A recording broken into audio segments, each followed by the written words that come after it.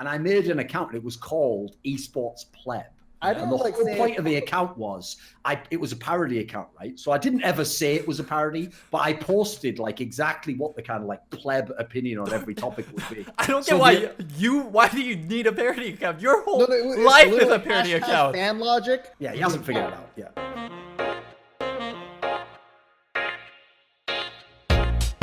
Right, this is going to be episode 17 of Listen Loco, which I have to say, I'm going to try, I'll probably forget because who gives a fuck, but I'm going to try to make more of a concerted effort to like be on point with the branding, you know, and not just flame Loco without saying the catchphrase. I think if possible, I should try and segue the catchphrase every time I do it, you know, to make it more of a thing or whatever, but we'll see. We'll see if we can do that. So me and Loco are back. Yeah, that's right. Y'all that don't know how entertainment works, get ready to cry about how he's being bullied and, you know, clearly everything we do and say on camera is all real because, again, you're all so stupid. You actually think that all the people who are streamers really would behave that way without the fucking camera turned on. Like, I'm pretty sure, I don't know if you've ever seen a normal person play a game. Most people, when they die in the game, they go... They don't go, oh my God, I can't believe I'm dying. Oh, this is so entertaining in the way I'm just moving on and fucking charismatic and shana. But anyway, for those of you who actually understand how a show works, me and Loco, usual hosts, and guest for this episode is going to be it's one of those examples of a guest that lots of people in the industry know, and some people will know on Twitter, but isn't like a super widespread known person. So it's Idle Vice is his alias. Barry Lee, you might know him, for example, if you used to watch way back. We're talking like 3 years ago, maybe now, when he did some translation in the LCK, right? I think that was about when it was. Yeah, like season 6 or something, maybe? Late 2014 and most of 2015. Right. Okay, season 4, season 5 then for that. And then after that, didn't you work with a team at some point in time, Barry? Yeah, after that, I worked with Energy Esports. Oh, yeah. Right. Yeah, for their relegation run. Okay. Yeah, that was interesting. Now, obviously, you work with Talent Agency, Evolved Talent Agency, which is the one that Ryan Morrison's with, right? Yes, the one that Ryan Morrison. Yes. Correct. Okay, so maybe some sort of like Rule of the Sith type scenario going on there. Think about it yourself, anyone who's watching. I'll just leave it at that one. So what about this then? So to start off with, I alluded already to a few of the different things you've done there, right? Mm-hmm. At one point in time, you were living in Korea, you were in the Korean esports scene. But so what is your actual like background as a person? Like presumably you've lived in America at some point in time, you lived in Korea as well. So what is your situation in that regard? Well, I was born in Korea and I moved to the US when I was 5. And then so all my education's been in. So technically English is my second language, but I speak better English than Korean at this. I mean, if that's like the vague one you want, but like I went to college in the States, I went to high school in Korea. Like I moved back and forth between the two countries a lot, mainly because of my dad's job. Did you not just get absolutely wrecked though every time you went back? Because wouldn't like if you get to be in America for a while and you can be a lot more free as a kid, you know, the expectations from other people, at least not your family, aren't as crazy. Isn't it kind of like a shock every time you go back when you're a kid? Not really, because like Korean kids are not as repressed as Korean adults. Right. So like if you talk to a lot of the younger people, they'll like just throw out like rant. They'll just talk freely and then whatever. But then when people start getting older and getting into workforce, that's when they start getting a lot more repressed. They stop talking, speaking their mind and stuff like that. That's usually beaten out of them in the military, and like the Korean corporate structure is pretty much like the military. Okay. Were you one of those kids then who used to like, you know, you'd tell your mom you were going to the library, but secretly you just went to the PC bang and just played games instead? Were you doing that when you were in Korea? Like 50% of the time. So I remember That's quite a lot. Yeah, I guess. Like I was supposed to take an SAT 2 exam, and the night before I went to the PC bang, and then my mom got really mad at me. So yeah, a lot of that kind of stuff happened. I mean, it goes without saying that's all you were doing all the time, right, Loco? Yeah. So I'm assuming when you were a teenager, right? Well, so my mom, what I said, talked to the local PC bang owners. Like, so there was like 4 PC bangs that I used to go to, that was near the station that I lived in. And then she talked to every single one of them, and she said, "If he's here, I want you to call me." And like, I got pulled out of so many PC bangs. So what I started doing was after school, I started taking the subway 2 stations over. There we go. go. So, Yeah. so I'm a little bit further where my mom doesn't know Smart. the PCbang owners. Yeah. But yeah, like me and my mom always played cat and mouse about me going to PCbangs and playing video games. Okay. Yeah. I had a computer at home that was pretty good, so I usually played at home, and then my parents would get mad at me, and I would go to PC Bank to play with friends mostly. So yeah, my parents never chased me around like that. Okay. That's I was. just- What about that though? Something that interests me about what you said there though is the idea that like the kids aren't sort of like as in it's not as ingrained in them. It's only when they're forced to by like the bottleneck of real life, of in this case like HR or your expectations when you join a company is going to be that you're going to behave a certain way. Other than that, you know, when they're sort of away from the parents, they do whatever they fuck kids would do anyway. Yeah. What would you say to this angle? Because I thought, because we already had an episode with Achilles where we talked about, you know, the differences of living in Korea and the West. But one angle we never explored actually that I forgot to bring up, Loco, because I knew that unfortunately Achilles as a Westerner wouldn't know about this.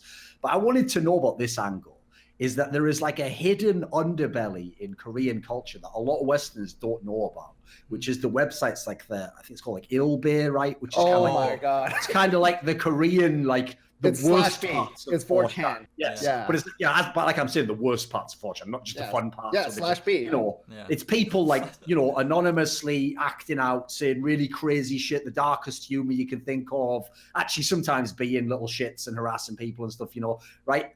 How does this exist in Korea? Because it's kind of like a thing, right? That's kind of like known, but it's not talked about much or whatever. So, I mean, go ahead. yeah, Barry. you go ahead. Look. No, I mean, it's just like I said, people are like really repressed when they get older. So they need an outlet for that, right? And then the outlet is the internet, where no one knows who you are. So like, at least for Korean pros, when I know it's like a really big fear if they're outed as like a person that's on Ilbe. Like for me, when I first heard about that, I was like, that's stupid. They just go to a website. But apparently, like in Korea, if they get outed as like, oh, this guy goes on Ilbe a lot, then essentially this guy's a 4chaner, and then like they could actually get fired over that. Yeah. It's like, well, it's like the funny that. thing is, I mean, the mad thing now, Barry, is like that. If you'd said that even 2 years ago, you get fired for just having me on 4chan. We'd all think, what the fuck are you talking about? Now that actually is the political status in fucking America at this point in time. Mate. Like, it's not even that different, is it? But for people who don't know, there actually were, most famously in Overwatch, actually, some Korean pros in that game. I think maybe Flower, Nanohana. I think someone else. It was someone else who joined Seoul Dynasty as well. I think later, maybe Munchkin or someone. There was a couple of players who had like, they got outed as having some sort of history on Ilbe. And I don't even know if they explicitly had said anything edgy. But like you're saying, just the association of what that means in the current climate put them in like a lot of, put a lot of pressure, at least on the teams that had them actually. Like people were saying like, it's unacceptable, like this is antisocial behavior or something. Yeah. I mean, it's pretty wild. So there's another website called DC Gallery, which is also like, I wouldn't even say Ilbe is like terrible or bad. It's just some parts of Ilbe are really bad, and then it gets blown out of proportion. And then there's also a website called DC Gallery, which is pretty similar to it. Korean League of Legends, like, and the main central focus of Korean League of Legends started from DC Gallery. That's where a lot of the teams formed, and that's where a lot of the players actually talked about League before it was like official in Korea. So it's hilarious to think like people are getting banned for being associated with Ilbe, or people are getting pressure for being associated with Ilbe, where Korean League of Legends esport has a lot of its roots in DC Gallery and IRC channels. Okay. there you go. Because the thing is, Barry, like, let's be real. You know, whenever I bring on someone like Veteran's a good example, or like maybe like Hussein Movie, the guy who became like the coach of fucking Misfits. Whenever I bring these people onto Narrative Wake, I always sort of do like the low-key burn of like, you know, finally we're going to bring in some of those people who used to just be like Twitter analysts, you know, years ago. It's like the derogatory way I describe them, because they literally were people, you know, who started out as like a guy on Twitter who was an know-it-all, like, hey, you guys are doing it all wrong. And then eventually, obviously, they broke in the industry, right? Along these lines, if someone's going to become an agent, fucking lawyer, like, you know, a very official capacity, Barry, if people want their lawyer like they want their doctor, they want him to be like, I don't agree with it, by the way. I think if the doctor can do the surgery, or the lawyer can win the case, who gives a fuck what he's like? But people do want those people to be like, you know, spotless, like really clean cut, professional, suit and tie. You were like a professional shit poster about 4 years ago, Barry. Oh yeah, how did you manage this transition? The That's Metagross why I days. deleted everything before 2017. Oh, right. Okay. Just in my brain then. I've just remembered it. Right. Okay. No. Like you actually remembered it right, because like I remember how that took off. I was on the subway to work and I was just bored, and I just like started like shit posting like for about like 2 hours straight, and it caught on for some reason, and then I just kept doing it. But But yeah, no, that was like there's a reason why I deleted everything before 2007 because I know that's the cutoff point where I actually started to kind of clean up my feed. Clean up, I say. Then people are chatter asking, "Oh, this is the Metagross guy." 'Cause he used to have Metagross is like a Pokemon, and there's like a Metagross sweating emote that Barry had as his profile icon for a long time, and that's how I remember Barry, the Metagross ship poster. No, that's a very good example to give because Barry is also one of those people, along with Broken Shard, Shikares, who just take memes and they just like absorb all the humor from them, drive them into the ground until they are a withered husk that has no semblance of humor left in it. And they're like, right, have I got every last joke out of that meme? Yes, it's absolutely worthless. Right, discard that now. That'll be of use to no one anymore. Like these totally guys, I'll give them credit. They never left a fucking meme with any juice left in that motherfucker. They always made sure they got everything out of it. So fair play. You're very diligent in what you do. So yeah. I mean, if you start out as a Twitter ship poster, you'll always be a Twitter ship poster somewhere deep down inside. Oh yeah, cool. I'm sure Barry has a second account he posts on. He has a burner account where Well, I will say, Barry, you ruined what would have been one of the all-time great parody accounts, mate. Where when I made that one way back. Oh, Esports. You had to try and be too fucking smart and make a public comment. If you'd have left that would have grown to be one of the legendary. Wait, did I kill it? You basically implied, like, in a reply like that, it was me. So I was like, right, I'm not going to waste my time doing that anymore. Like, when you started, because basically, Loco, I made a second Twitter account. This is years ago, again, when Barry was in Korea, like 5 years ago or something. And I made an account, and it was called Esports Pleb.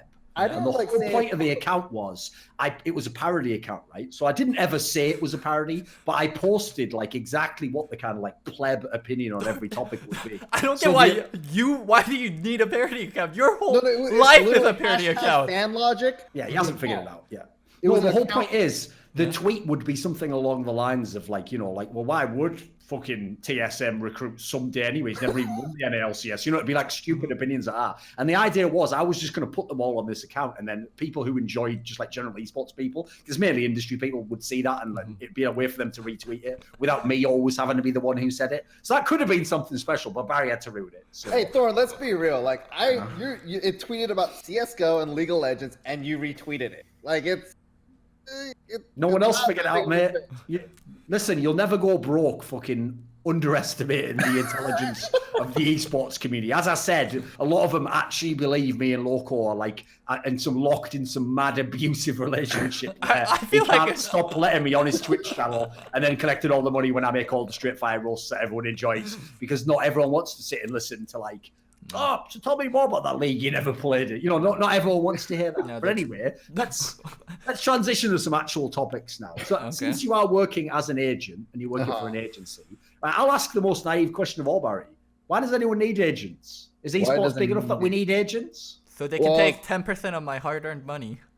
More than that, mate. More like fucking 15 or 20, right? Was it 15? I forget. I reckon it's 20% for most. That's the default for most. Well, I got in trouble before for saying publicly what percentage we take, so I will not definitely say it say that. Don't say that. Yeah. Oh yeah, like literally, my boss brought in a baseball bat into my office. It's like, oh, time for. I'm just gonna tell anyone out there, if anyone out there it does a deal with Barry's company and they get 10%, I'd fucking snap their hand off for that deal right there, because you ain't gonna be seeing that again. So anyway, keep going. Why do we need agents, Barry? Why do we need them? So the best way I can put it is when most people look at their contracts, when they get hired somewhere, or like, you obviously have to sign a contract because that's an agreement between you and your employer, that these are the conditions in which these are what you have to do for the employer, and then what the employer expects out of you and what the employer should give you. So it's like kind of like formalizing that relationship. But the thing is that there's legal ways where employers can screw you over. And in order for you to be protected from that, you need somebody that can read that and then make sure and know what to argue for, to make sure you're safe. And in some cases, there are players and people that can do that on their own. Like, these are smart people, these are well-read people, informed, and then you can definitely do it without representation. However, most people aren't like that. And so when Ryan Morrison and I, publicly say on Twitter, it's like, hey, players, you should get an agent. You should at least consult with a lawyer or consult with an agent, before signing your contract is because there are things in your contract that you might not recognize as being something that can damage you in the future. That's in there. And the thing is that at least with esports contracts, between Ryan Morrison, me, and our other employees, we've pretty much seen everything that this industry has to offer in terms of weird clauses or clauses that can come back to bite you in the butt. So that's like kind of the biggest reason why players should have an agent or a lawyer look at their contract.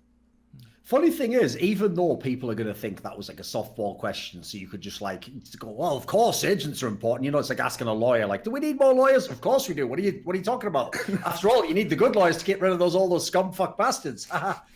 Not me, of course. But anyway, like, I'm actually not going to, this isn't sycophancy when I say this. I actually think you downplayed it a bit there, mate. Like when you said there that like, maybe if you're a smart person, like, you know the world, you could read a contract yourself. I'll go ahead and say this now. Unless we're talking an incredibly small contract that wouldn't be worth paying the fee for a lawyer. So basically, as long as we're talking even just a few thousand a month, it might be worth it for what we're talking about here.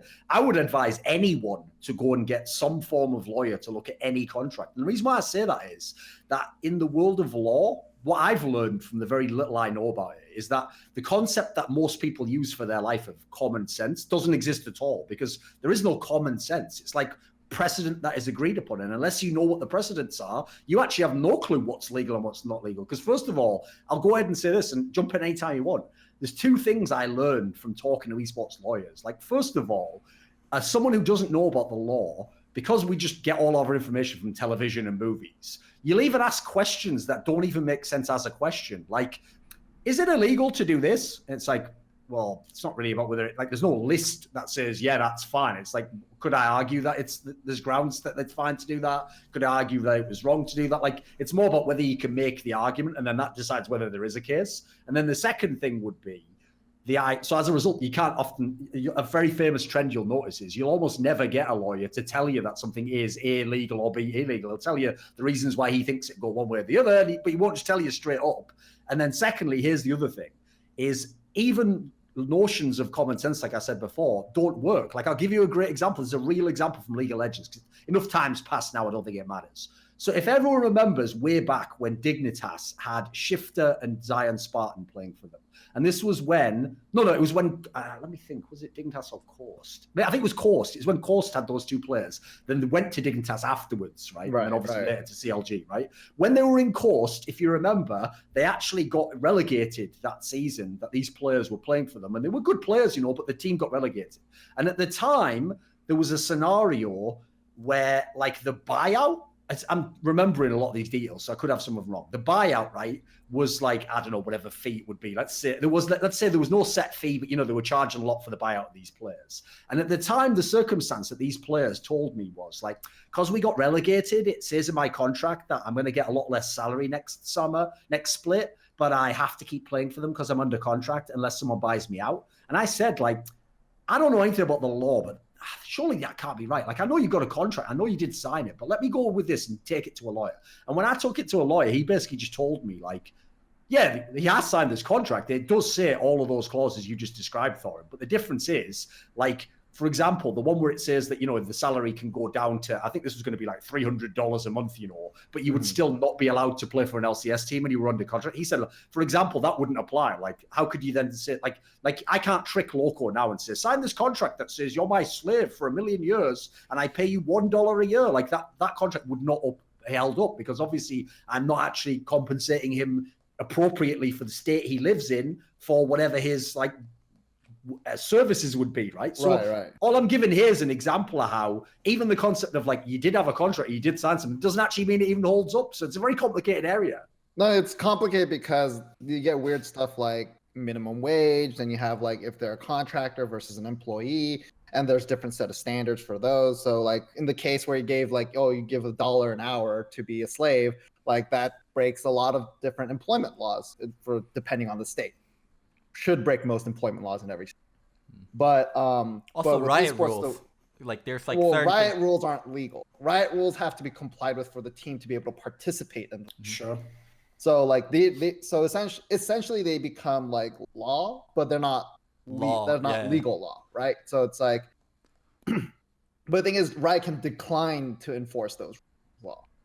So like that's where you get weird situations where like you get weird situations where a team is ruled in favor of, where for the same situation a different team will like be ruled against. So like I think my favorite of all time, by the way, Barry, and again, don't comment if it'll get you in trouble, but I'll just give everyone what I think is my favorite example of Riot just blatantly abusing their own internal rules. I mean, I allude to things and then you bring it up, so I don't get in trouble for that. Yeah, exactly. You're gonna love this one, right? It's when they fucked over Chris Badawi for trying and failing to poach a player with no evidence, but then later on they actually fucked the whole LCS by letting Echo Fox attempt to poach players, and then just saying we're going to allow this until you all sign that partnership deal for like this year or whatever. Like that was outrageous. Like they literally went against their own. But as you say, it was not like it was illegal. It was just their own policy, Yeah. Technically, poaching rules, you'd have a hard time making those going through in fucking court anyway, from the way some of them interpreted. So that's a good example I think you've given there, because the difference between what Riot's rule is and what the law is, obviously, very different. But like, so the Riot can sanction teams, but going back to like the whole employment thing with the whole shifter and Zion Spartan thing, I don't know exactly what their contract had said, but like things operate like that even still. Like it's like if a player is like moved on to an academy team, sometimes they'll say like you have a different salary while you're in academy, you have a different salary while you're in LCS, and then like it doesn't specifically have to even state a buyout because the player is contracted to the team. Sure. All right. So essentially, buyouts are variable on almost every contract. If there's a specifically stated buyout, you either got a very good contract or a very bad contract. There's nowhere in between if there's a specifically stated buyout. So, yeah, I mean, like if you have an agent, usually like they can help you navigate kind of those things. It's like, oh, I think this is reasonable. I think this is unreasonable. And like I think this is the hill to die on if you want to fight this, and then so the agent or a lawyer can help you prioritize which battles to like fight on, because sometimes there's things that are like complete non-starters. For example, I saw a contract; it was a very good deal for a player, but it essentially said you're signing away the likeness rights to your image for the rest of your life, and so like, and most players wouldn't understand that. Yeah, I mean, this is actually like even recent. It wasn't an LOL, but it was very recent. So when players can look at that and they don't exactly understand the consequences of what that might be. So if you're selling away your image rights, like then you can't make money off your own image. In a lot of cases, if the company decides to like enforce it. So that's why people need like agents and lawyers, because it's not just about the money. It's about like the other details about how you get your money. That's where you get tripped up on. So there's like a huge underlying theme is like players don't have power, like we saw with like Phoenix and Altec getting dropped randomly and Players Association not being able to do anything. There's like a huge topic that I want to discuss, and I do think like agents have a kind of big part in this, and it's kind of a hardball question, but I think multi-year contracts in esports are so bad for players. It's like absolutely fucking dog shit for players, and I think it's kind of irresponsible that agents and lawyers are allowing players to sign these multi-year contracts. So in sports, right, when you sign like a multi-year contract, there's at least some guarantee, like there's guaranteed salary that you get. Like when you sign like a 4-year contract, like you're guaranteed this amount of money. In esports, like a 4-year contract compared to like a 1-year contract for most players, like there's very little power on players and to do anything. Like if you commit for a long term, like as a player, then there should be some benefit, but often enough there's very little benefit. But from the org side, like by signing players on for longer, you hold on to their contract, like you're able to trade it, you're able to sell it, and the worst part is you're able to drop it anytime you want. Like if you feel like if the org ever feels like the player is underperforming to the contract, they can drop them on a dime. If they feel like they're overperforming, they don't have to raise the salary, they can sell to a different team. Like multi-year contracts for players in esports, I think actually are like frankly like garbage, and most of the time players being taken advantage of. Right, give us your side on this, Barry, because I've got a side on it. I want to see what you think first. Yeah, I mean, if you look at so to explain to people who might not know what this term is, like guaranteed versus unguaranteed contracts. A guaranteed contract means that if you sign a 4-year, like Loco said, if you sign a 4-year contract for a specific amount of money, the team has to give you all of that money within that time frame.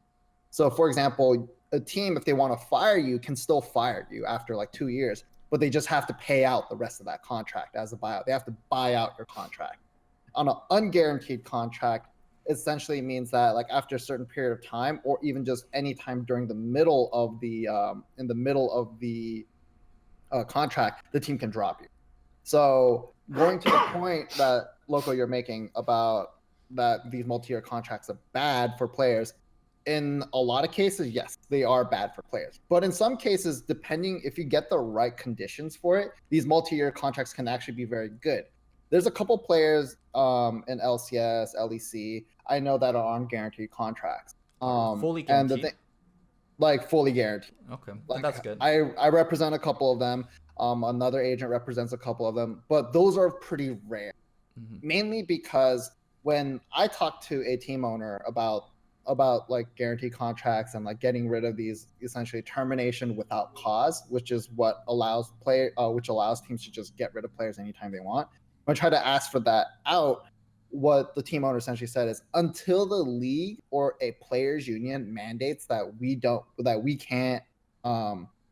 have to give a guaranteed contract, we refuse to give guaranteed contracts on principle because it's just advantageous for the team. Yeah. Now, obviously, they'll bend on that when there's a player that they really want, right? But in most cases, like, it's usually when a player negotiates for a team, especially what I've seen this offseason, pickings are slim, especially when a lot of spots are filled. So when there's like two people competing for the same job, then you have to like make sacrifices, right? And the team knows that.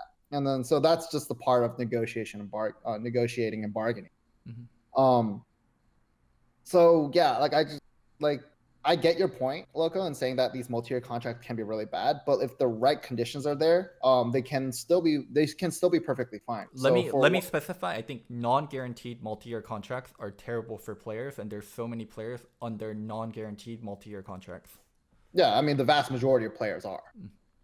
And the thing is, because there's no league mandated rule or things like that, and at least in League of Legends, then like teams just can decline to give majority of players that guaranteed contract. Like they can give it, they have given it, they just decline to give it because it's not in their best interest. Before Thorin says his part, one pretense is when you do a multi-year contract, it's like, hey, I'm committed to you for long term, you're committed to me for long term, right?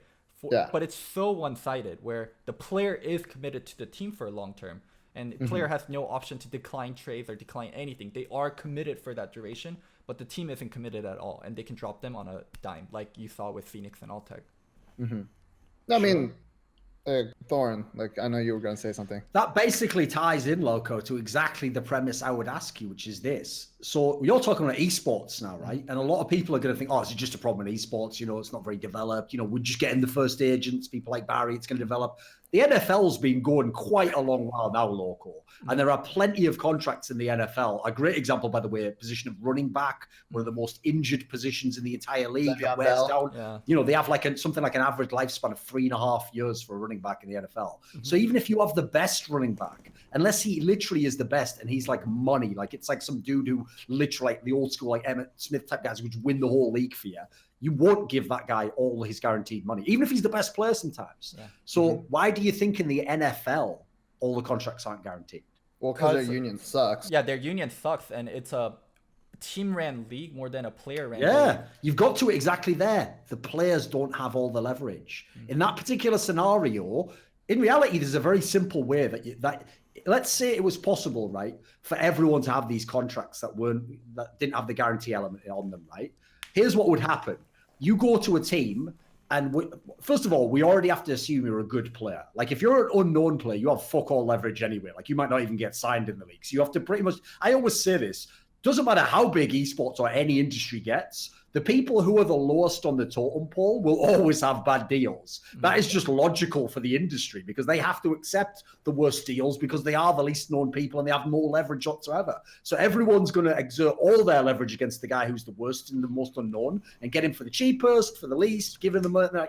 But it goes all the same all the way up as long as people don't actually express their own leverage. So the difference is if you are Bjergsen and it's the off season, obviously you could get out of your 4, 5, 10, 15 suitors from different orgs. You could just say to them, I'm actually not going to consider your offer because I want an offer that has guaranteed money. So I'm willing to actually take less from this guy if he gives me it. So will you match that? And you can now use your leverage to get something closer to what you want. So you could either choose, for example, just to take that one thing off the table. I don't want that, and I'll take less money or whatever the case might be. If it gets big enough, and if you're a big enough player, you might even be able to get the maximum money and all these things off the table. But that's because you are the guy with the most leverage as a player. But you're absolutely right. The key element that people don't understand is this angle of players themselves, aside from when they work with an agent, have no help. They don't have any collective leverage. Every sport in the world that's like American, for example, has like one unified owner, like owner of the whole league, or a group of people own the league. And then it has like a union for the ownership, basically, which you don't need if you've got one person because it's a union anyway. Then you have a union for the teams, which is the league. It's the NFL, it's the NBA, it's the NHL, whatever it might be. You're all together in the league. And then you have to have the Players Association. Otherwise, there's nothing to counter. Like each of these unions should be acting in their own selfish interest. Obviously, the league wants to make the most profit for themselves. The teams, of course, should want to keep all the star players and even keep players they're questionable, in case I need him for next year if someone gets injured. That's where you need a player union, an agency, to be able to themselves battle for the maximum contract, the least amount of problems. Because the idea is if all three sets of people argue and they all do a good job, you're going to naturally get somewhere vaguely fair, whatever fuck fair means in that sense, something where everyone's getting something and it's not like a whitewash like you're saying where, yeah, it's true in the current climate, there's a lot of teams can basically just dictate the terms. And if you don't like it, especially with League, I think it's exacerbated with League because of the whole off-season thing and the whole poaching rules. It means that even if you're a player, you're never quite sure where you're going to get picked up. And even if someone's like hinted that they might want to, or maybe they sign another guy a day before, isn't that kind of part of the problem as well? The fact that we've got this very weird off-season in League compared to other things? Yeah, go ahead. Or sorry, go ahead. Oh, bad. Yeah, no, off-season in League is, there's no like formalized process, and the fact that there are agents now like has helped it a little bit because teams now just like reach out to like the agents and then say like, hey, we're interested in the player if it's known that that player has an agent. But if it's not known that that player has an agent, then like people like it's tough for teams to know how to gauge interest in that if that player has like gauge interest of the player in their team. So especially if the player's under contract, right? So it's like there's a lot of these like poaching and tampering rules that are there, but like teams don't want to get caught doing it. But like that's why I say they don't want to get caught doing it. Of course. Because they do it like I've seen it this off. People still tamper and poach all the time. It's only illegal. It's like that old joke. I've made this point before. There's like a famous quote from American sports. Obviously, American sports is where this has come from. That says, "If you aren't cheating, you aren't trying."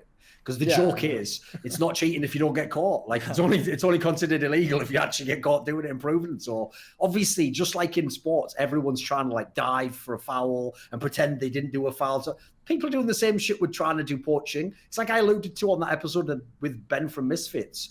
Just some people are smarter than the other ones, and they're not going to get caught. Yeah. It's also like if a bunch of people come together with their collective evidence and it looks a lot worse for the one guy. Of course. Right?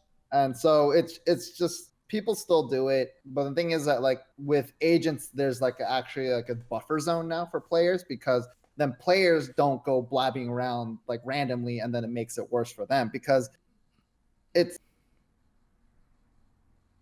actually just don't know how much I can say about this without getting in trouble is the real thing. But the thing is that like it still happens. And the thing is that agents at least help smooth out that process because at least teams can reach out to an agent. Hey, do you rep this player? And then I say yes. And it's like, well, would he have any interest in joining my team? And I'll be like, well, maybe. But then that's better than not knowing at all. And then it's also better than directly contacting the player and then like getting in trouble for tampering, right? So there's like a little bit of a safety buffer, but sometimes some teams will see it as like an unneeded extra step, like unnecessary extra step, right? So it depends on how you see it. So it depends on the team, depends on who's looking at it. So going a little back in topic, I want to talk about like the balance between like player power and the team power and like the league power. So in like NFL, NBA, like players are much older and much more experienced, and where the players get a lot of their power is they're actually unified and they work as a group. Like they go on strikes, like they decide like not to play. There's like a collective bargaining agency. Like League of Legends doesn't have any of that. Like player association it's a fucking joke. anyone that says it's not, or go ahead. I mean, the problem with the NALCS PA is that it's called a PA, and then every other sports has a PA, which is actually a union. But this is a PA that's not a union. It legally cannot. And Riot said themselves, like very publicly, that this is not a union, which good for them, but doesn't stop the misleading. Yeah. Also, to be fair, like no matter how much goodwill in the world you have, it's never going to look good from the outside that Riot themselves hired the lawyer who's the one who runs that fucking player union. Like, and he's arguing against Riot in theory in some of these scenarios. Like, isn't that kind of a bit dodgy, Barry? On that. I will decline to comment. That means it definitely is. So I've just used a little trick there, guys, called process elimination. But anyway, keep going. Yeah. Do you have anything?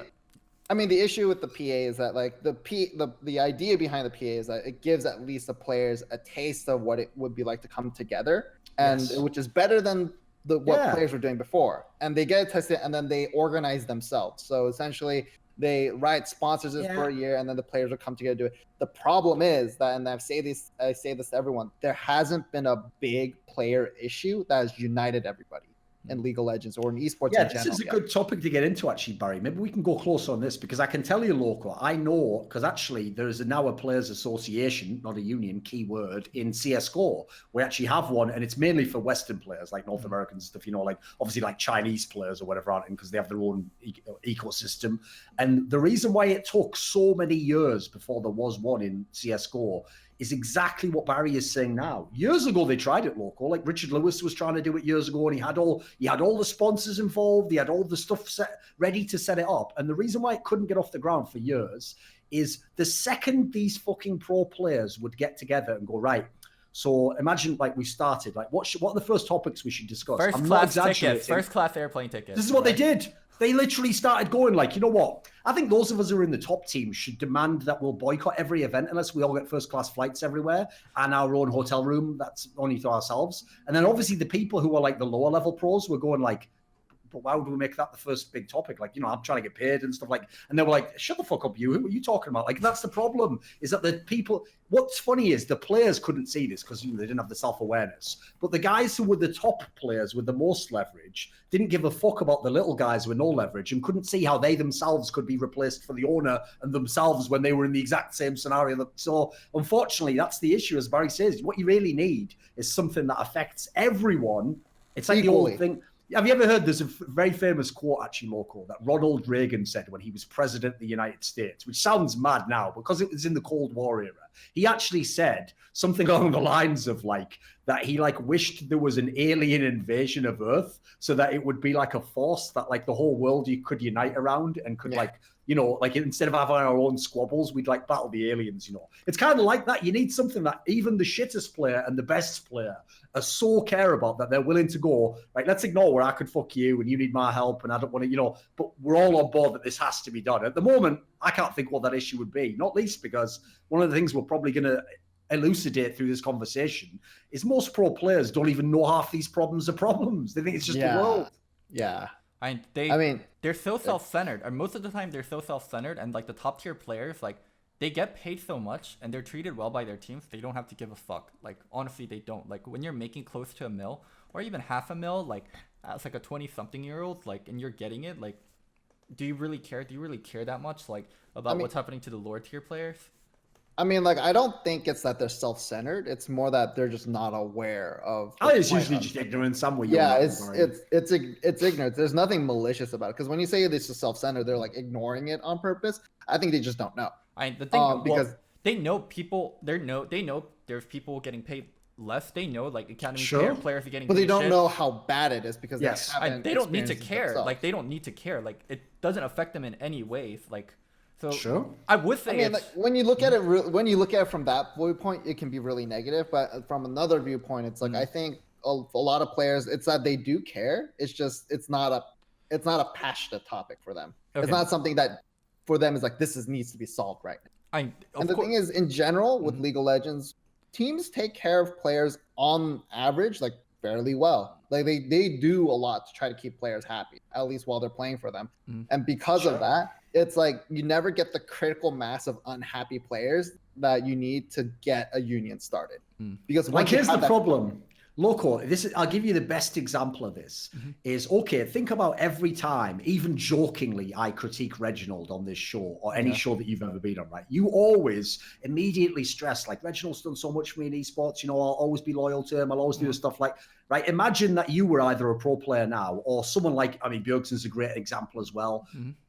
It would take something more than just a minor annoyance before Bjergsen is going to go against Reginald, which is what he'd have to do, by the way, for this union to battle the owners. That would be Bjergsen versus Reginald, with a bunch of other people. So the problem is, which bond is stronger right now? Reginald and Bjergsen, or Reginald and Loco, or Bjergsen and some fucking guy he doesn't even know who plays in the academy? Obviously, at the moment, it's Reggie and Bjergsen, because to Bjergsen, he's like, I get paid loads. He treats me really well. When I talk to him, he has my best interests in mind. The problem there is Bjergsen's going to take a lot before Bjergsen would even stop Reginald doing something very minor to the low-level TSM guys. So if you can't get that to go, that's why it has to kind of be like an association or an affinity group thing. That's why you can't do it individually, I don't think. All the lower guys need all the little guys need to come together, because by, I think US law is like something like 60-70% comes together of the workforce comes together, then you can form a union. Right. You have to have that critical mass. And the thing is, once 60-70% gets together, then they form the union. Then the other guys at the top, even if they disagree with it, they still have to abide by that union, because they're part of that class of employees. So well, I think like the top tier players have like a huge responsibility. I mean, going back to sports talk a little, like Kirk Cousins got a guaranteed contract for a majority of his money, and by him doing that, like, it sets to pass for like the next quarterbacks to get guaranteed money. And we always talk about like quarterbacks setting like the bar for what should be. He might not be the best example, but I get what you mean. Yeah, no, the person. Yeah, I get the concept. People at the top, they set precedent for what's gonna happen to people lower than them, and like that's a double-edged sword though, because the teams can always say, "Oh, that guy is an outlier. Yeah, that guy is becoming an NA resident. That guy is like really, really good. He's won a bunch of world champions. He's one of all these. He's like does all this. You're not like that. So why should I give you the same contract?" Of course, like, of course, it teams doesn't are trickle gonna down like that. No, of course, teams are gonna argue that way. But let's say before Bjergsen gets his guaranteed contract, Lorlo is not going to get his guaranteed contract. Bjergsen getting his fully they're nowhere on the same level. No, they're nowhere on the same level, but Bjergsen getting a guaranteed contract. He means that Bjergsen needs to do it first so that then Lorlo can get it. Bjergsen will do it first, and another player that comes on Bjergsen's level can follow that. A guy that is not at Bjergsen's level will never get that. It'll start trickling down once Bjergsen. No, it does not. Trust me. I thought that too. It does not. Let me say this: if Bjergsen gets his guaranteed contract, and it's public that Bjergsen got his guaranteed contract, like, players don't even know what guaranteed and unguaranteed contract are. Let's say none of the players watch this show, right? And then we ask them, "Hey, is your contract guaranteed?" They'd be like, is it? I don't know. I know where you're going with this, Loco, but the problem is I think you're missing the angle again of leverage. Like, what leverage does... Like, I'll give you an example, okay? So Nemesis just joined Fnatic, and he is joining by the way, that is the equivalent of being recruited as, like, the fucking quarterback of some team that is expected to, the Pittsburgh Steelers or something. Like, you're supposed to be one of the best franchises. You're supposed to win the Super Bowl. If we recruit a quarterback, we're not recruiting bombs just to, like, win 8 games a season. So as a result, by your logic, right, Nemesis should now get paid what Caps was being paid. No, that's not my logic. No, but my point there is that's why Nemesis could actually be paid very little, because if he says no, there's a million guys will say yes to that gig for Fnatic. Fnatic has all the power in that scenario. You know what I mean? Yeah, okay. So my logic is, with top tier players demanding certain parts of their contract to be guaranteed, or just asking for a guaranteed contract, and that being public, and players being knowledgeable about those things, like, it needs to start at the top. People ask for it, I agree, yeah. But there's no guarantee that the teams will give it. That's the problem. That's just the first step, though. Like, until that happens, awareness. You like, I used to think about it the same way you did, Loco, is that, like, it needs to start from the top. It actually needs to start from the bottom. Because the thing is, the base needs to be built in order for things to be built on top of it. Because if you have a really top tier contract, guaranteed, you get first class flights, you get all these perks. The thing is that, like, there's no guarantee that the lower level guys will even get. Because so you need to start it at, like, everybody gets, like, guaranteed contracts, and, like, these are certain travel things that they can get, and then you build on top of that, and on top of that, and on top of that. You need to start from the bottom. Okay. That's the issue right now, is that it's there's no unifying issue as of now that will bring together enough people for them to actually start a union. And on top of that, there's not enough players making enough money like to actually fund a union that will that will represent them adequately. They can make a union right now. I guarantee they can make it. Will that union do a good job because they hired people that are good at their job? People hired people that are competent and knowledgeable, and then a vetting process like that takes money as well, because you need someone to like vet them out. So like all of that costs money, and players honestly just don't make enough money to support a top tier union or a union representative and a union in order to get things rolling properly. And There's that's also go on again. No, that's just the reality of the situation. Like everybody, like teams want a player union, the league wants a player union, players like ostensibly want a player union, but the problem is that the logistics of it are just, it's just very difficult. And until there's a big issue that unites everybody, it's hard to get past that. Like it's just There's also like another angle that tilts me about this whole topic as well, is that like this would all be well and good if the teams were already established in esports. Like if TSM really did make $300 million profit a year from LCS, then I'd say, you know what, Loco, you're right. We got to get these players more money and better contracts and all that stuff. The problem is at the moment, the teams make fuck all. Like their margins are so insanely bad that they have to be as competitive with each other as they can. Like think about this. Let's say I am the nicest. Let's say Reginald is the nicest owner in esports. And he goes, you know what, I'm going to give all my players guaranteed contracts, maximum salary that everyone gets paid in the world, full guaranteed contracts. I'm going to give you it for 1 year, like Loco said, so they can come back next season and gouge the fuck out of me if they have any success. Like Reginald will, in doing so, be giving up such a massive competitive advantage to all of his rival team owners that it might work. He might not kill his org, but he put it this way, he gives himself way better chance of doing so. And also, there's other elements where, like, again, just imagine you're the team owner. Right? If I take on a player now and I actually give him, like, let's say I recruit someone to TSM, Broken Blade, here's an example, right? And I actually pay him a very good salary. Like I'm paying him more now than he's actually worth because a lot of other teams probably wouldn't sign him, right? And yet I'm giving him a chance on a top level team. Now imagine I only have his contract for 1 year. And at the end of 1 year, he comes to me and he even says, you know what? I actually want to stay with TSM. But I've all got all these offers now that since I had a 1 year contract, so you have to pay me twice as much now. I don't even gain anything for finding talent now. Like, well, I don't. I gain? No, I don't want 1 year contract. I don't want 1 year contracts. I want extended, long, guaranteed contracts for player. I want long contracts, but I want there to be guaranteed, so both players and the team are committed to each other. Because right now, when players are signing non-guaranteed extended contracts, they're the ones committing without the teams committing at all. I see that part. Yeah, I agree with you. Yeah. No, I agree with you. My angle well. is just on that one, like, because I've heard a lot of people in CSGO, by the way, that's actually what all people always say, is they want the 1 year contract for this reason, so that, you know, we can all know where we're at. And it's like, actually, that's kind of fucked up as well, because if I'm willing to pay you more to have a long contract, I am committed to you in that sense. And more importantly, if I'm the org, it's like, this is where the sports angle is going to go against the idea of ever having 1 year contracts, is if you're building a franchise, you don't build it like, right, well, I've got a good 5 players for this year, but let's just let them all leave next year and then I'll have to start all over again. Because at the moment in esports, the players are the fucking franchise. Yeah. You know, like I don't have that one quarterback for 10 years. Not one dude leaving. The whole team can leave now. Like Fnatic's entire team could have left in the offseason. Well, the ones that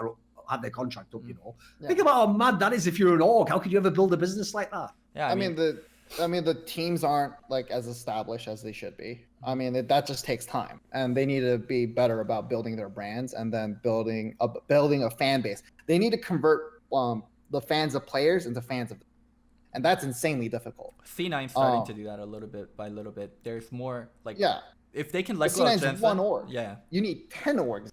If you look at like that's why like geolocation is such a huge topic with the teams, because if you go like, that's why in Overwatch League, when teams started doing, that's why they did want to do the city-based thing, because I've had people that this is anecdotal, so take it with a grain of salt, but I've had people from Boston be like, oh, like Boston has a team, I'm just going to support them. I don't care what players they have. This is my team now because it's in Boston. So when you geolocate, you get that kind of already just like, because people have it in sports already. People from Boston support the Patriots just because it's New England. And You know, I actually always thought, Barry, that was where people missed a trick in, especially League of Legends. I'll give you guys examples now, which is there actually already was existing branding for a bunch of LA teams Renegade. that they no, but I mean that they never played into, not geolocated. Like I'll give you an Oh. example. There was a lot of people until like the LCS fully went underway. That part of why they liked TSM wasn't just like, oh, I like the Rain Man or I like Bay Dyrus Life. or like Reginald. It was the whole Bay Life. It was the whole atmosphere, wasn't it? I Yeah. actually always thought so many teams that, you know, the key they didn't miss. You know, most owners used to hate being memed on. When someone memes on you, they are giving you free marketing. Like if I was CLG at Hotshot, I would have had printed up T-shirts like, you know, why the fuck are you here if you don't have faith or whatever, you know? Well, I'd have had, hashtag pay by Steve. Like that's if I what was Steve did cursed, so yeah. well. If I was cursed, I'd have had all the shirts like go forth and multiply my son or some, you know, some shit. Like, I'd have had all the memes as my branding, you know, because even though it seems like a bit kooky, it's something people remember and they pick up on, and if they vibe with it, they're into that. Well, people latch onto it, right? Because the whole pay by Steve thing, that could have been a very bad look, but they turned it into something that's funny, that's light, and then people say jokingly, but every time people mention hashtag pay by Steve, they're already talking about Liquid. So your brand is out there. Like people know what you know, Liquid is about. I mean, whether that's a positive or negative like association, that's up to you. But like it's still like getting your name and getting that base out there is really important. And a lot of teams fail to do that.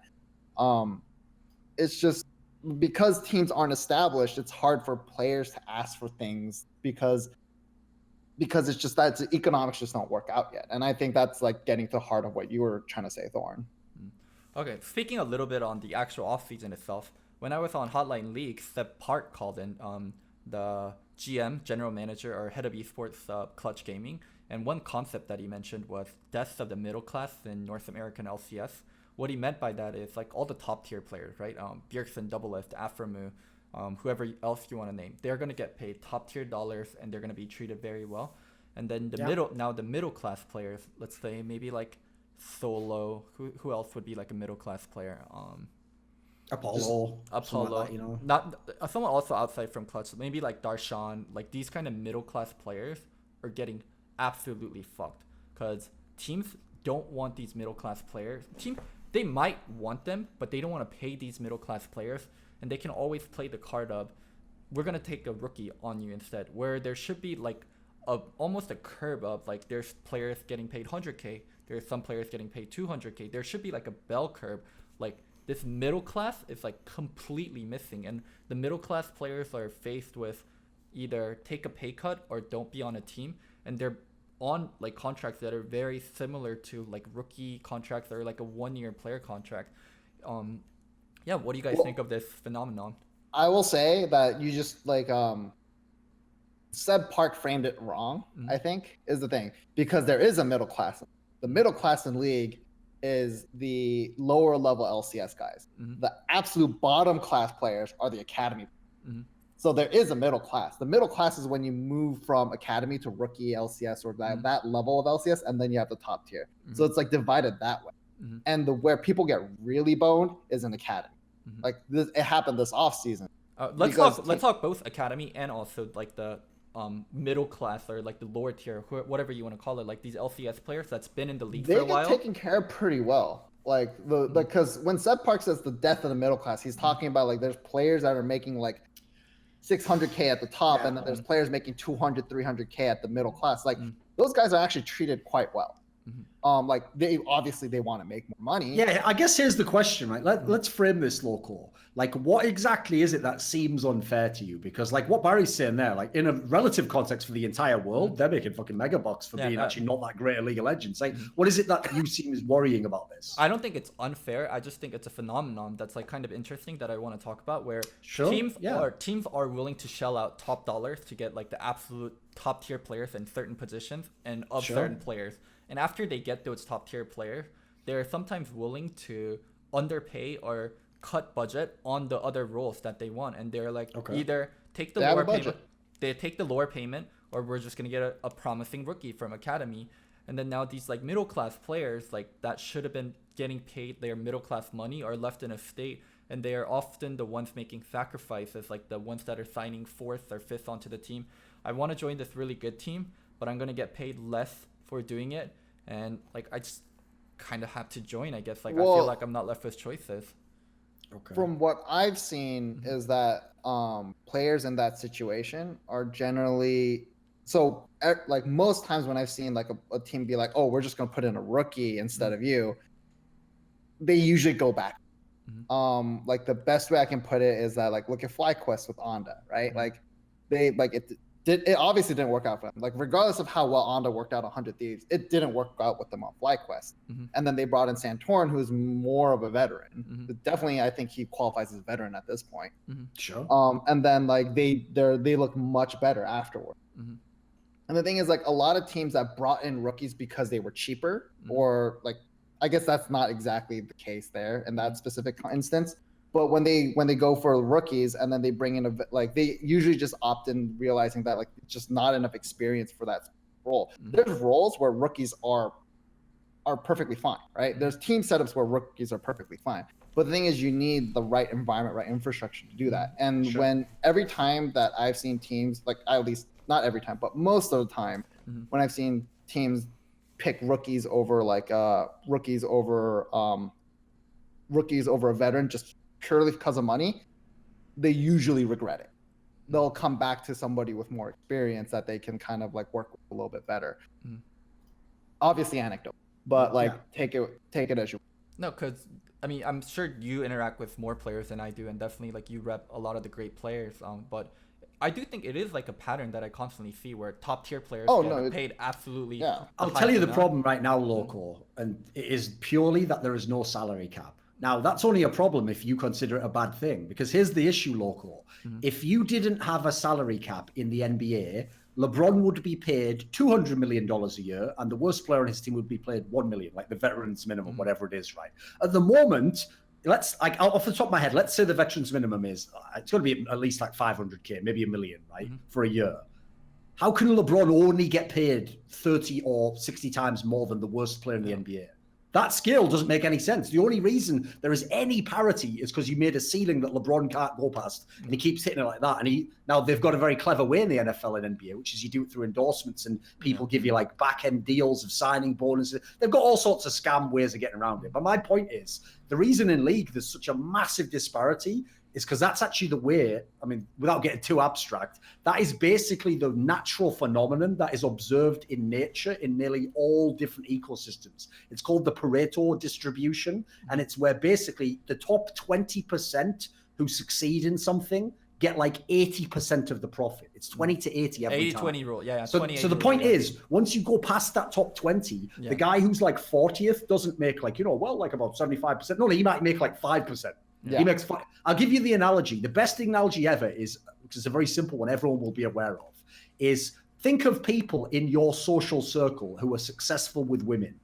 It doesn't go like this. So just for a joke, I'll give the three of us here, right? And in this joke, since everyone's crying on Reddit, I'll make myself the big loser, right? So imagine Thorin, I can't get any girls, he's too old, ginger hair, whatever. Now imagine Loco, he's got a little bit more game. Loco gets one girlfriend, he's going steady with her. Barry over here, well, he's doing the best of all of us, so he should have two, right? No, the way it would actually go would be like this. Barry would be fucking all the girls in our social group. Loco might get lucky and get one of them to be his girlfriend, and I'd have nothing whatsoever, not a lick, not a sniff. Like, that is how it would really play out, because logically, think about it. If Barry is the best with women, he's going to have success with most of the women in comparison to the rest of us. I'm terrible with women. I don't go, well, I still get like one. No, you get none. You are shit at what you're doing. So unfortunately, the guy who in this scenario would be the Loco example doesn't have enough leverage to get all the women that Barry's getting. And if Barry even doesn't get some of them, doesn't mean you get some of them by default. No, some other Barry type dude comes in and gets all the women.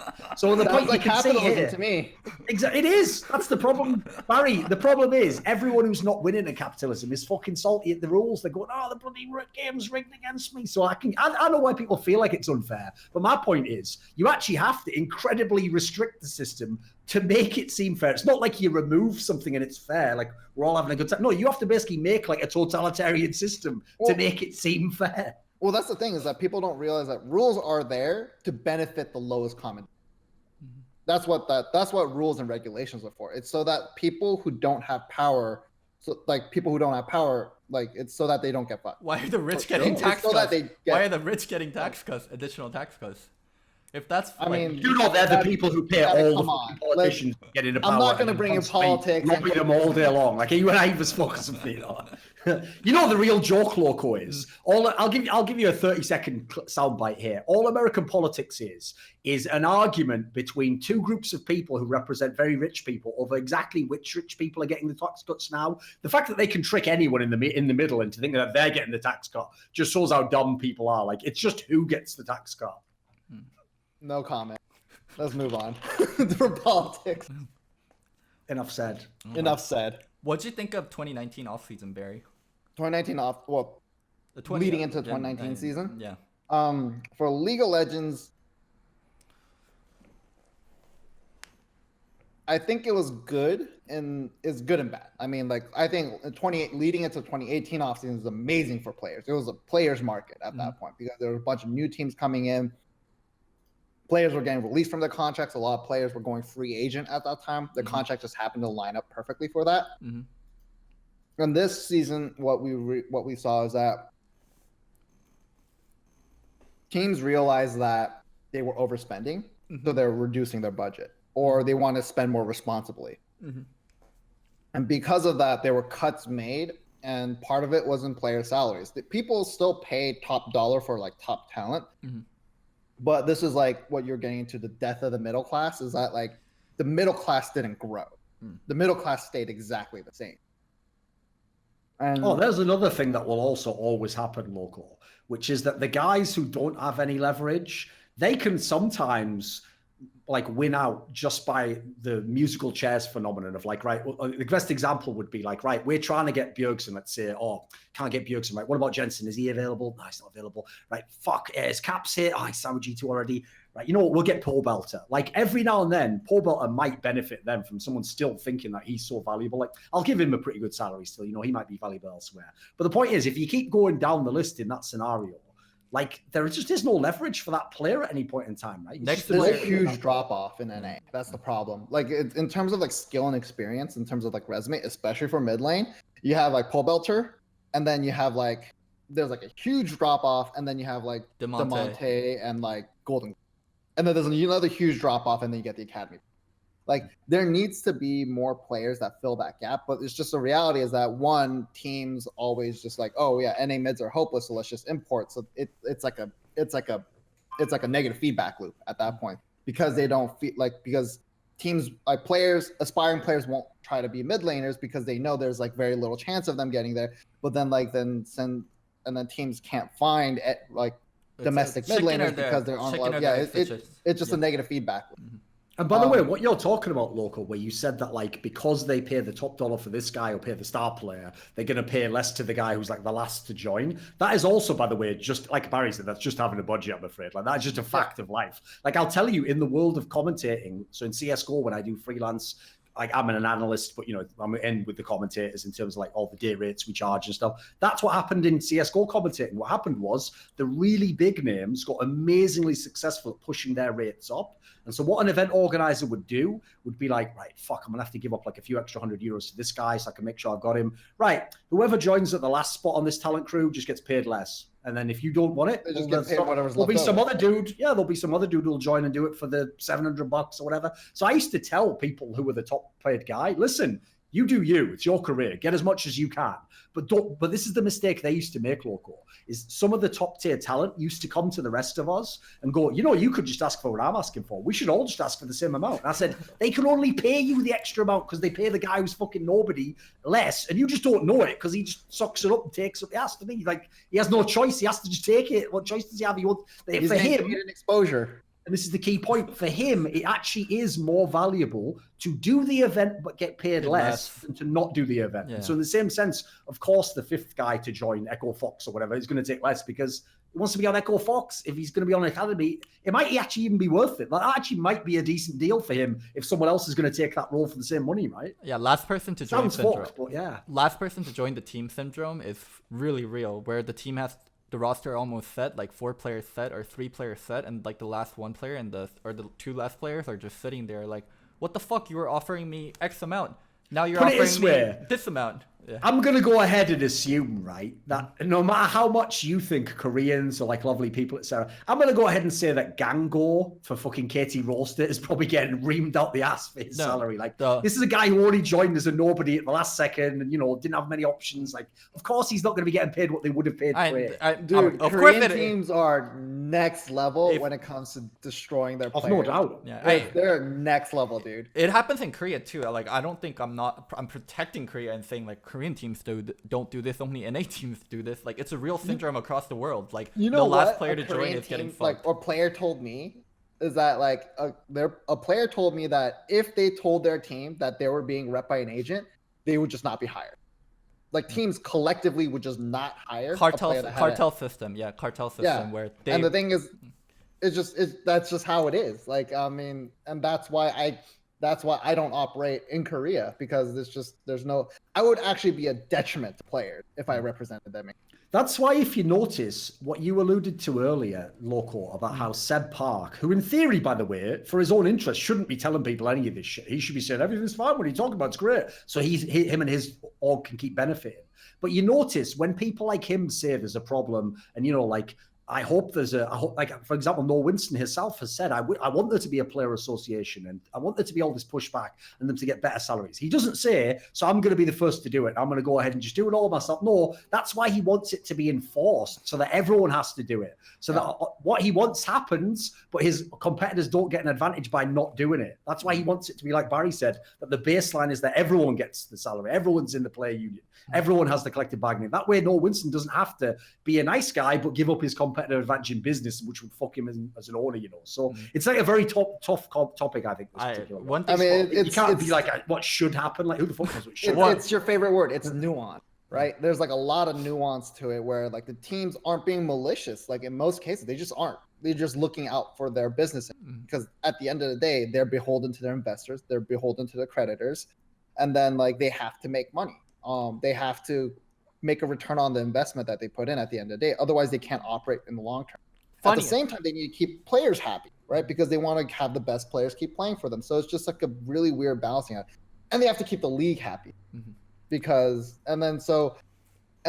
sometimes when they need to make the league happy or their investors happy, sometimes players fall on the wayside. And it's not because of malice. It's actually just because they just have to balance things out. Yeah. And sometimes teams are just incompetent at their job, and then like make everybody unhappy. But like, in most cases, it's not just straight malice.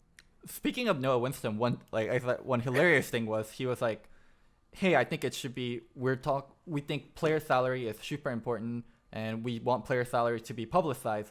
And when Noah said that, Immortals was paying their League of Legends team much more than anyone else. And I was like, of course you want player salary to be publicized, because you're paying your players so much, and why not like let everyone know, and then why not like just wave your dick around a little bit and like show people how much like your players are getting paid. Like, teams of course act in their best self-interest, and owners do act in their best self-interest. Like, there's nothing wrong with it. Like, League of Legends, or not League of Legends, esports in general is really fucking hard to make it, and like, you have to be selfish a lot of times to make it. It's just, a lot of people talk about for the good of the players, for the good of esports, for good of the league, but yeah, like, whenever they say it's for the good of scene, it's like, No, the thing is, like, even for me, it's like when I say, oh, it's best for all the players, it's best for the scene that it happens. What I'm actually saying is it's best for players, and by proxy me, that this happens. So it's like, everyone's looking out for the best interest. And the thing is that in most cases they line up. Sometimes like they do line up, and then it is best for a lot of people, but there's always gonna be people that but the problem is,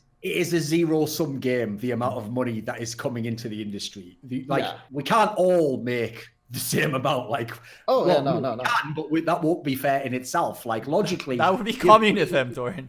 To give money to players, it's going to have to come from someone who would have gotten that money. So the big problem in that scenario, is like you say, it's like, that's why I actually, whenever I have discussions like this, I think generally it's a waste of time to use terms like, I try to remove loaded terms like, it should be like this. Someone deserves to get paid. That's like, what the fuck are these terms? Like, it's subjective. What's funny is the people who say those terms with the most certainty are always the people who know the least about all the nuance. Like, because to them it's super simplistic. Well, of course, Jensen's really good. He should get paid an amazing salary. It's like, that's not how people's salaries get determined, bro. Like, for a start off, you don't even get your salary determined on how you play now. It's at the beginning of the year. You sign your contract. How the fuck could they know you're going to play now? It's based on market value. Like, what was your reputation? Availability. There's, unfortunately, every factor that sounds like, to a naive fan, you wouldn't take into account, because you just see the player. You go, he's a sick player. Of course you want him. Like, it's so complicated when you get down to the nuance of it. And especially as you're saying there, like, I'm in favor of everyone. Like I say, my way of being fair is I say everyone just act as selfish as you want. Let's make the rules as fair as we can, and then hopefully the interface between all of them, if everyone has like informed representation, will mean that we all generally succeed. Yeah. If you don't, fuck you. Not our problem. You weren't in the top 20%. Here's an example. Like, cheating is like heavily looked down upon, and we try to cut cheaters out because it fucks everyone in the industry, and like it hurts everyone in the industry. So we're very Come on, bro. What about the bro code? All right, that cheating. Yeah, my bad. We're like really commonly united against it. If like players having guaranteed contracts was good for everyone in the industry, not just players, then we'd be very, very united for it. And like, it's not good for everyone. It's actually bad for teams if everyone. Yeah, it's bad for teams. That's why it doesn't happen instantly like that. But that's why something like cheating is like very, very heavily like just cut. Like, everyone tries to get rid of cheaters. Like, if you have a history of cheating, like that's a good example. You get cut off immediately. But something like guaranteed contract, good for players, not so good for teams. And then now there's like a gray area, there's a middle ground, and it doesn't like immediately just happen.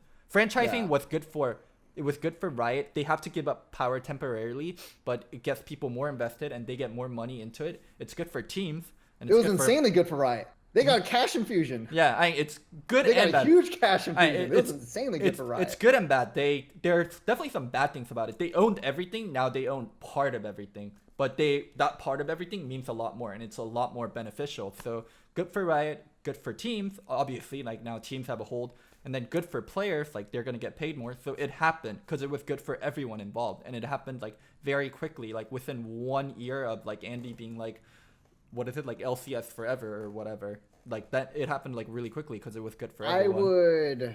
I would be careful on saying that it was good for players. It was good for players in terms of salary, but they lost a lot in terms of like, what was it? Mobility, number of teams that you can be on, the conditions they can ask for, things like that. Like, because number of spots were locked, because teams are guaranteed to stay until next year. Sometimes teams can tank. They're like, I'm okay with tanking and hitting 10th place this year because, like, you know, like, I'll still be here next year. We'll just, when in the fall, we'll just revamp our roster and then we'll go at it again. Okay, instead of saying it was good for players, let me say players thought it was good for players. I mean, it was beneficial, but it wasn't like across the board. There was no player in the world that was like, oh, I don't want franchising. They were just told how good franchising would be, salary would go up. They didn't know. They thought it would be good. So they thought it was good for players. So no player was like, I don't want franchising. It's going to take power away. They didn't think that much through, and they thought it was good. So it happened really quickly.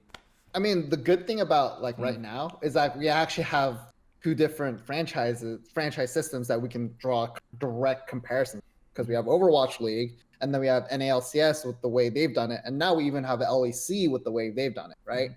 So like, and it's good to see that there's like multiple different things like, you know, being tried, right? Because Overwatch, the big thing is that we have the geolocation, you have like, you know, teams with these insane like, you know, buy-in numbers, but at the same time, like, they don't get any share of it until like 2020 or something like that.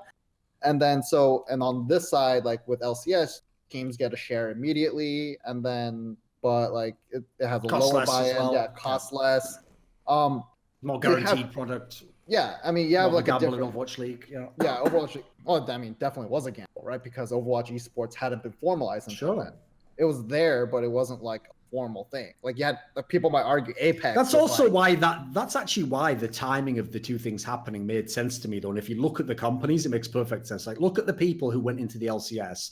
They're all the endemic people who were like, right, I'll take what we've got now, what makes sense to me, what I think could grow a little bit more, and let's just monetize it as well as we can. The Overwatch League is nearly all either like completely non-endemic people or non-endemics partnered with endemic people, and their philosophy is like, right, we're just here to make this the next NFL or bust. Like, we're willing to gamble as high as possible, but with the highest stakes possible. Whereas the Overwatch LCS is more along the idea of like, let's see if we can just keep this thing going and monetize it as well as possible and grow it a little bit. It's like, it's a different type of a gamble for me, which is why they even priced it pretty well, I thought. I mean, well, the thing was that Overwatch League is a gamble that these entities could afford. Exactly, yeah. Because to them, the at the end scale of is the there day- for as well. That's why I'm saying if they'd have been the same price point, it wouldn't make sense, you know. Right. It made a lot more sense to price point the LCS lower, but make it in this particular manner for endemics. For some of these businesses and people that got into Overwatch League, $20 million at the end of the day is a rounding. Of course. We're just like, oh yeah, we just lost $20 million on this risk investment. We would have like spent that $20 million on a different risky investment anyway. So they can just like kind of write it off as that, right? And the thing is that I think it's good that kind of at least the willingness to invest is there. It's good that that's there, but the problem is is it being managed correctly? Is it being built out like essentially is it being built out in a way that's sustainable in the long term? The problem with Overwatch League is that I think the esports scene is actually quite healthy, like in terms of like the way they set up the broadcast, like the competition, the players, like all that stuff. The problem with Overwatch League is the game. The base game is losing interest. And if you're losing interest in the base game, you're going to lose interest in the esports. And it feeds off of each other, because the big thing about Overwatch League was it was supposed to drive interest back into the game. But the thing is, it's like, it's weird with Overwatch League, just because like you need a lot big player base to have a healthy esports viewership, and because you have a healthy esports viewership, you have other people kind of sniffing in to see like, oh, what's this about? They bring in their friends, and that feeds back into the game. It's supposed to kind of loop in like that, but the problem is that like they built the game and then they built the esports almost at the same time, and so like one grew disproportionately to the other because one grew in interest and the other shrunk in interest.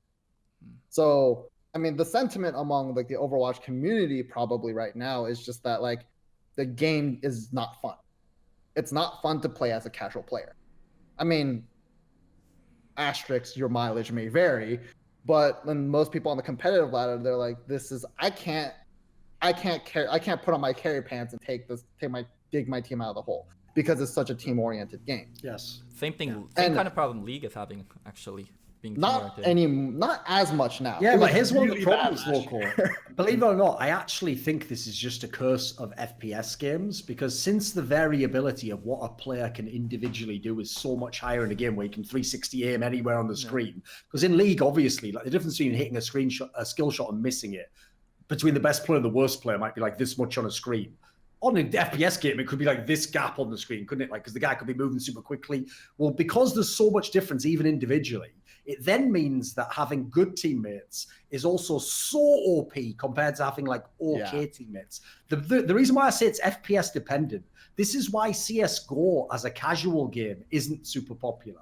Like, a lot of people play the game generally, but there's a lot of people who are fans of CSGO who just don't play the casual game anymore. Because you need casual competitive players. It's so alien compared to pro play that there's almost no connection. Whereas, like I've always said, the reason why I think it's a low-key reason why League of Legends succeeded is that it had so many years of that completely locked-in metagame of like 2 players go support, one's the jungler, and the jungler even gets fucking tips as to when to go and do stuff. And then the top laner, there's a suggested item build. You know, like these things really help when you have a complete pleb. Low barrier of entry. Low barrier of entry. Free to play. It gives him a basic amount of content. Like, he gets the premise. Even the dumbest fucking gold knows the basic premise of what a jungler is. Dude, there's roles in Overwatch like the off tank. That's like so nuanced. It's insane if you've never played. Yeah, like, you would have no clue in competitive what you're doing if you play in the right hero. One thing I will say about League of Legends and why it's so successful is low barrier of entry, and it means that in so many ways.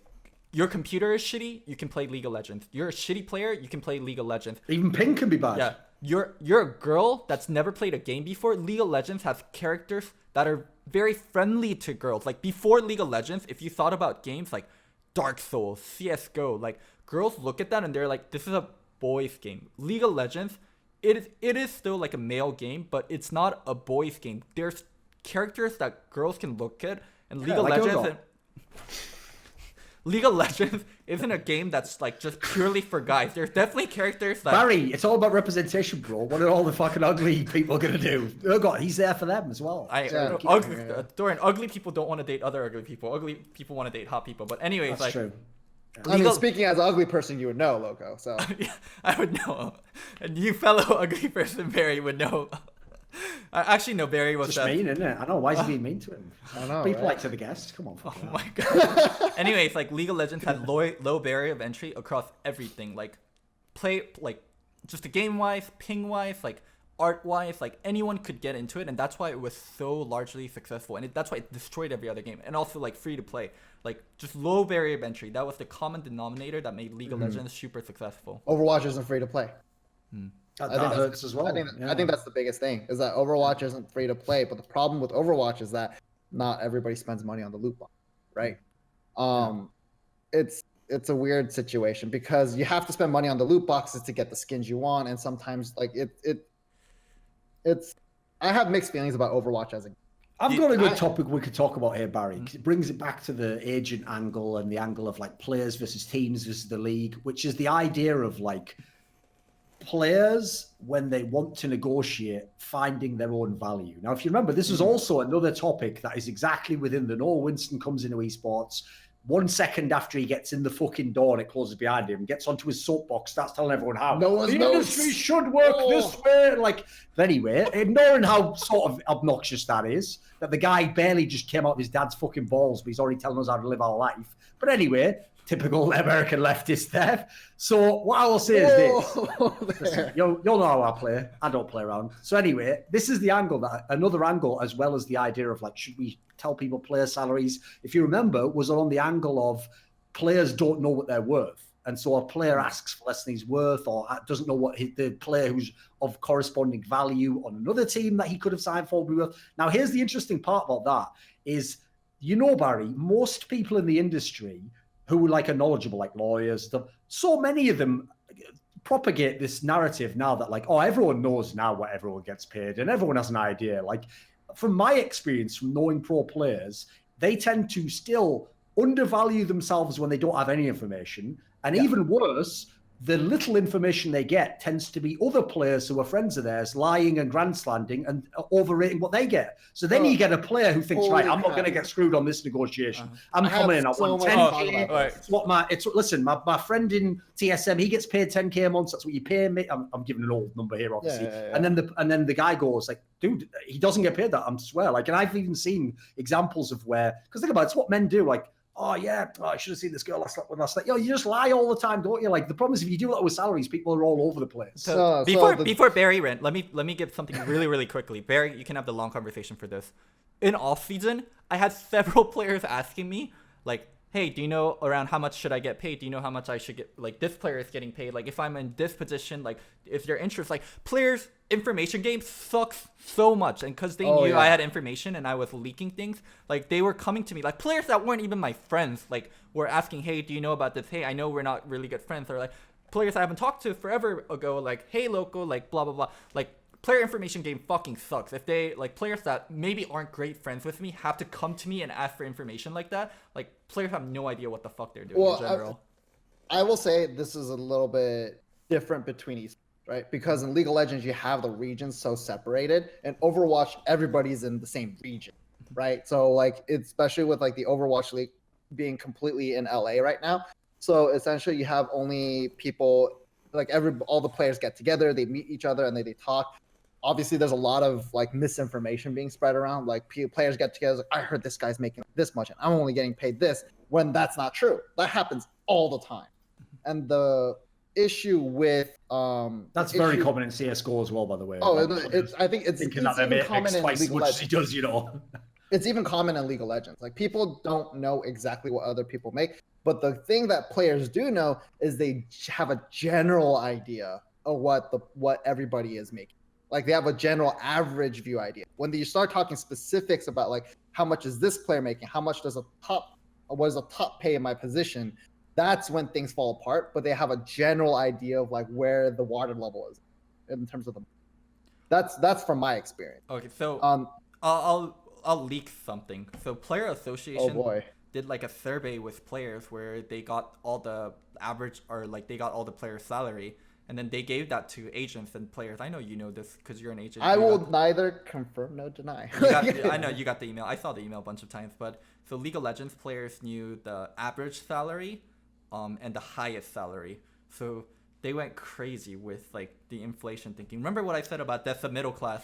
like all the top tier players making shit tons of money. Wait a minute. Well, can I ask some of the conditions if you know him? Like, was it like an anonymous survey? Like, no one got to see your specific. It was just like you just said anonymously within the association what you make, basically. So one person, and then they collated the information. I'm not sure how the survey was done. I saw the email that was sent out to the. Because all I'm going to say is this, right?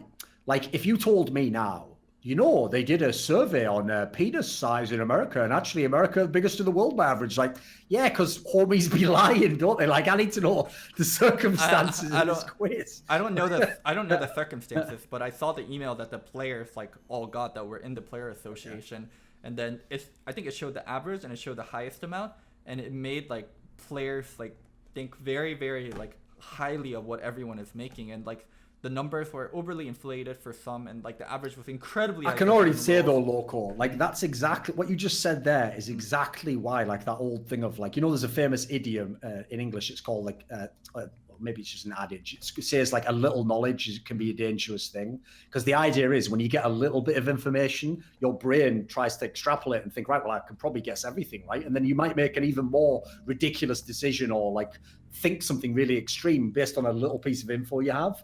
Well, the problem here is, that's what I alluded to earlier. The guy who finds out what the max salary is in that survey, and he finds out that it's like, you know, like $2 million a year, if he thinks to himself, well, I'm like the 7th best player in the league, so I should be on about 1.7 million over the second. It doesn't work that way, dude. Like, you know, I wish it did, but like that guy is going to be very disappointed when he negotiates and finds out he gets like, you know, in this scenario, I guess he would probably get like fucking 80K or something, you know.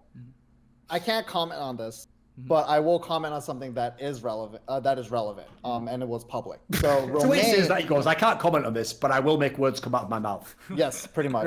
So Romain said publicly that the average salary, he said it very publicly. This was GM of Optic in 2018. He said publicly that the average player salary was around 320.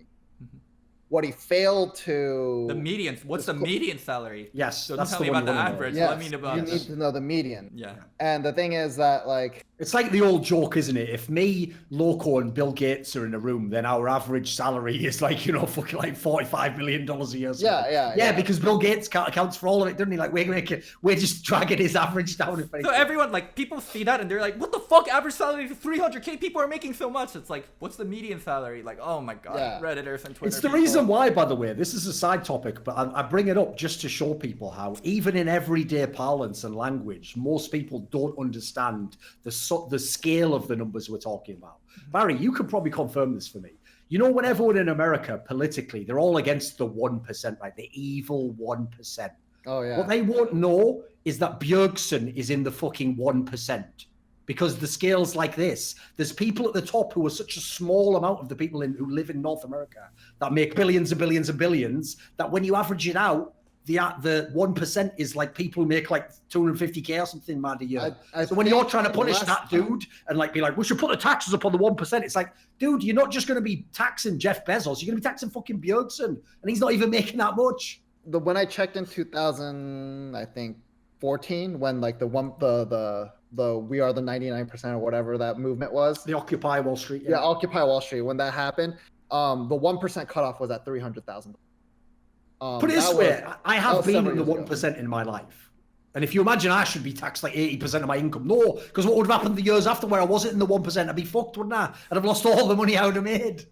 Yeah, I mean, what are you going to do about that? But my point there is, you know, in that scenario, this is what I'm bringing up because it's a good example here. Like, yes, who cares what the top salary is or the average salary? We need to know the median, the bottom one, and the top one. Then we'll have an idea. Those three are way more important. When you have average, median, average and median together give you actually a very meaningful statistic, because it shows that like the people at the top. Yeah, it shows top heavy. Yeah.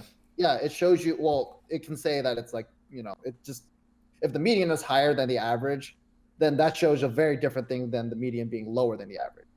Like it just shows different data. When it's the same, then that's like, people say that's ideal, but it's like, it depends on the context. That's the problem with statistics. Statistics requires context. And the problem with esports is that people love giving statistics without the any context. context. It's like I said before, Barry, the problem is that would only be a good scenario if we were all people doing like a similar type of job and we were all gradually, incrementally better. Whereas, as I alluded to before, LeBron James or Faker or Rookie or The Shy are so much better than even the guy who's like fifth best. That maybe they should make 10 times more. I'm sorry, that might just be the world we live in, like, it's not for us to decide these things because it's not like, at the end of the day, they're not all just going and mopping a floor, are they? That's like the equivalent of if one of you mopped the floor and then when he looked out, his mopping had made fucking like Mona Lisa on the floor. Like, it's a bit different than the guy who just buffed the floor, isn't it? Like, in that scenario, he might be worth a lot more money. It's a tough one. I mean, it's tough, right? But the thing is, like, I mean, this goes back to the whole thing where you're talking about the salary caps. Salary caps actually, like, when people first say salary caps, they're like, oh no, that's terrible for players. Like, that's going to limit how much they make. Salary caps actually benefit a lot of people. Like, in some way, yeah. Not everyone. Like, not the most highest paid dude. Oh no, definitely doesn't benefit the top paid dudes, but it benefits the other guys because when there's a salary cap, you know that this percentage is going to go towards our best our franchise player, and then this percentage, then you can actually start allocating stuff and having a budget. Because when you don't have a salary cap, you actually your budget can go out of control because you're like competing with other teams and you have the bidding. Yeah. So it's just an odd situation because League of Legends doesn't have that salary cap, and then Overwatch, I think, has a soft. Yes, I think it's a soft one. They have an undisclosed soft cap, and there's technically, if you go over that cap, there's a luxury tax, but like it's like the NBA, you can just pay. I've heard 5 different owners give me 5 different systems for the luxury tax, so I don't even think the owners understand what that luxury tax is, which is a problem, by the way, because if the owners can't like say coherently to me what the luxury tax is, then either 1, they're lying, or 2, like somebody's lying, or 2, none of them know, so they don't know they can't do a cost benefit analysis into actually going over the luxury. Like, so it's I think that's a symptom of Overwatch League in that like they have this control. Players in Overwatch League are actually like have the best and worst contracts. Like, because this is the thing I tell my players in the best because they get paid to play a game that isn't even a fucking big esport and actually doesn't justify them getting paid anything. So fucking well done to all of them. You've conned everyone in the world. The worst because if it was a real business, you'd all just stuck on a certain amount with these 1+1 contracts, soft cap. Like, there's a lot of negatives to the Overwatch League. Well, the thing you mentioned, these 1+1 contracts, but those contracts are guaranteed for those 1 year. Yeah, but the problem there is, like Loco said before, if I was doing the Overwatch League, why the fuck would I want to sign my contract at the beginning when no one knows anyone's value and we didn't even have an esport? Whereas if I was the best player, I'd be on fucking mad money year 2. What are you talking about? Well, that's why player salaries like went up. Yeah. Between season 1 and 2, because when people play, like for example, the NYXL guys when they came in from LW Blue wasn't like an amazing team. I bet they got fuck all, yeah. Oh, they got fuck all. They got boned. Wasn't even a Kesper team, yeah. None of them were. Well, the thing is, like, they got boned mainly because like they didn't have any meaningful results up until that point. None of them were like big names in their specific things, and they came into Overwatch League. They changed out a bit of the roster. They did extremely well, and because of that, those players had big salary increases. But the thing is that like you have to see in the context, because those teams, it gets into a weird situation because teams want to lock down players for as long as possible to build their have a stable base to build their franchise on. But then they have to also consider that they paid a buyout for these players. They have to consider that like there were different circumstances when they signed on these players. So you get like these weird you have like teams have to balance a lot. And the thing is that like players only see from the side that, oh, this team doesn't want to pay me, I'm insulted. It's like, no, sometimes the team wants to pay you, they just actually can't because they just don't have the money, or there's somebody further up in the food chain that will actually rip their head off if they end up paying that player more because the money just isn't there. So it's and you can also argue that it's not, player doesn't have to worry about it, right? Player should just worry about their salary, and which is not untrue as well. Like, I think it's just like players need to kind of have a broader perspective when they make a lot of these statements. But I think like with Overwatch, going back to my point, I think they have the best and worst contracts because they have these guaranteed units of like they have these units of where they're guaranteed pay. So for example, if you have the 1+1, you're guaranteed for that 1 year. If you get cut in the middle, you have to be paid out for the rest of that year, regardless, even if you play on a contenders team. I've got an angle I wanted to ask you about, okay, because a problem from knowing players and from like even some of them just on a friendly basis, not just like industry stuff. One of the problems I've noticed is pretty much universal is because the average age of a pro player is still like young adult. Like, I mean, that term's ruined now. 19 to young adult 22. means 12. I mean, like literally an adult, but yeah, the beginnings of what we consider an adult. So someone who's not very experienced, they haven't had jobs before, they haven't had a career, they haven't done negotiations. A very common problem I've noticed is that these sorts of players, where was I going with this? They think they know more than they do? Similar to that. Let me think what it was. Dorian, if you're going to tell an anecdote, it has to have a point or it's a bad anecdote. I'm coming with a point, mate.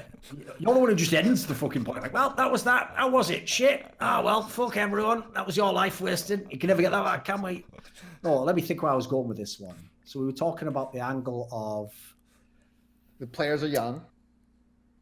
Oh, that's it. Right. This is it. This is the biggest problem as a trend I would notice is every player who complains, like the circumstances of my contract are unfair, like the streaming hours are too high, like, they're making us do all these extra things, like I'm in a 3-year contract. The one part they're not complaining about typically is the dollar amount, because all these fucks do when they negotiate is go for the highest dollar amount. Like, it's unreal. I've had pro player friends of mine who had leverage, and I told them, you do know I could get this out of your contract. I could go talk to your owner now, and I can guarantee you, if you give him this drop, like 2K off here, so you can spend some more on another player here or do something like that, and you're willing to do that, I'll get him to negotiate less streaming hours. I'll get you this one, what you're not comfortable doing commercials, I'll get you out of this one thing here, Yeah. But then he was like, yeah, but I want to make as much as I can. It's like, well, then what are you complaining about? That is your leverage point, is the fucking dollar amount, isn't it? Like, that would be the cleverest way for you to start making inroads to get what you want in your contract. By default, the majority of them never do, from my experience. Yeah, I mean, the majority.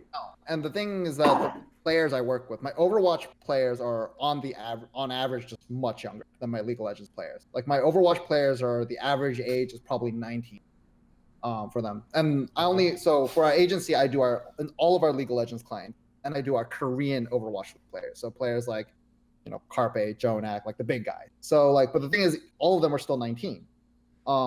And when I explain to them is that, like, what I try to do is say, like, hey, this is the dollar amount you're getting, but we can maybe push for more. But the thing is, I think it's also beneficial if we push back here, and then, like, so the team can't make you do all these things. The team can't, like, you'll just have your money and you can practice, and then that's all you need to do.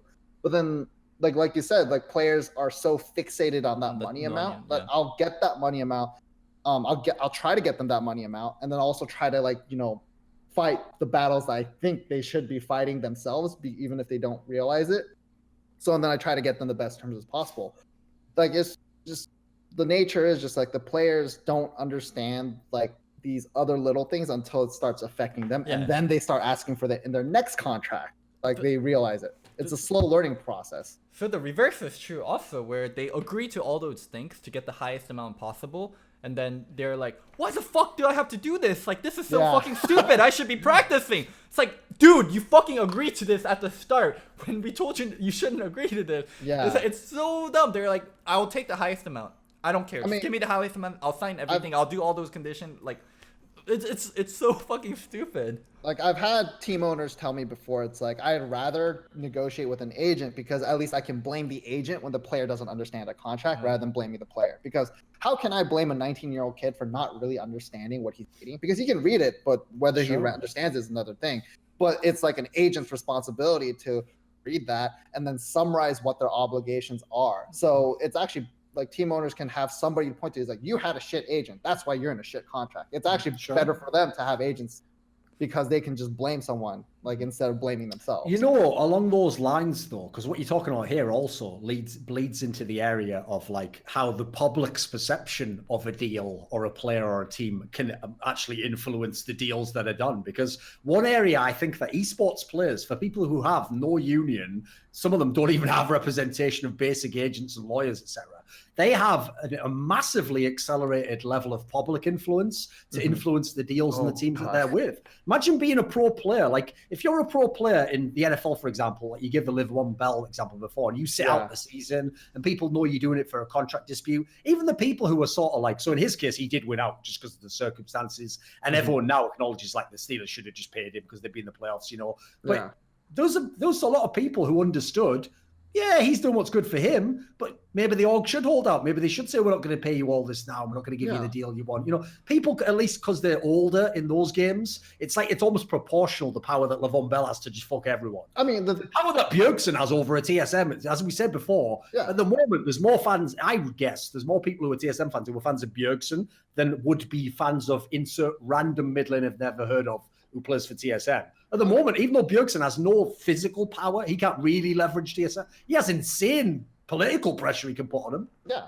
I mean, but the thing is that he was not incentivized to because TSM makes sure he's taken care of. Like, he asks for things, but the thing is, like, Bjergsen, like, I'm not saying he does or does not know, but he might use as an example, Yeah, he might not know how far he can push it. Because what if he's actually owed, like, 2 times what it was originally offered, but like to him, relatively, what he's been originally offered is a good deal. But then he's actually worth 2 times more. Yes. And the thing is, as long as like teams have played this like really good, really good with like managing expectations with players and like keeping things relative, then I think teams win out in the end in that case.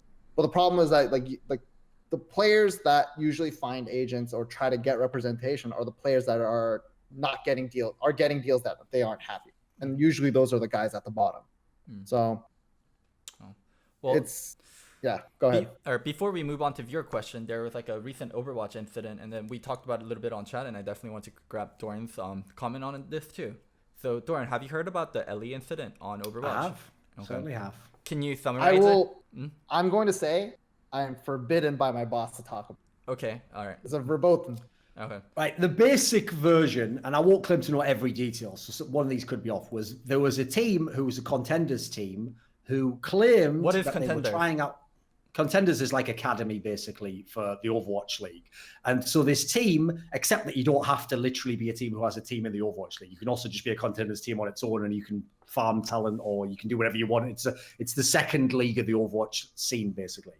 And in this league, this team was trialing, as in, testing if the person's good enough and then making a decision if they want to sign them, etc. They were trialing out someone who purported to be, I believe, a 17-year-old girl. And the account that they were trying out on was like a fresh account that had been low level, had never done fuck all. This person didn't have like connections within the whole pro scene. They hadn't played for other amateur teams or semi-pro teams. They just came fresh out of nowhere, out of a fucking shadow in a graveyard, and said, oh, hello, I'm a 17-year-old girl who's just yesterday became amazing at Overwatch League. Look at me, aren't I fucking sick? What? Yeah, well, don't you want to trial me for your team?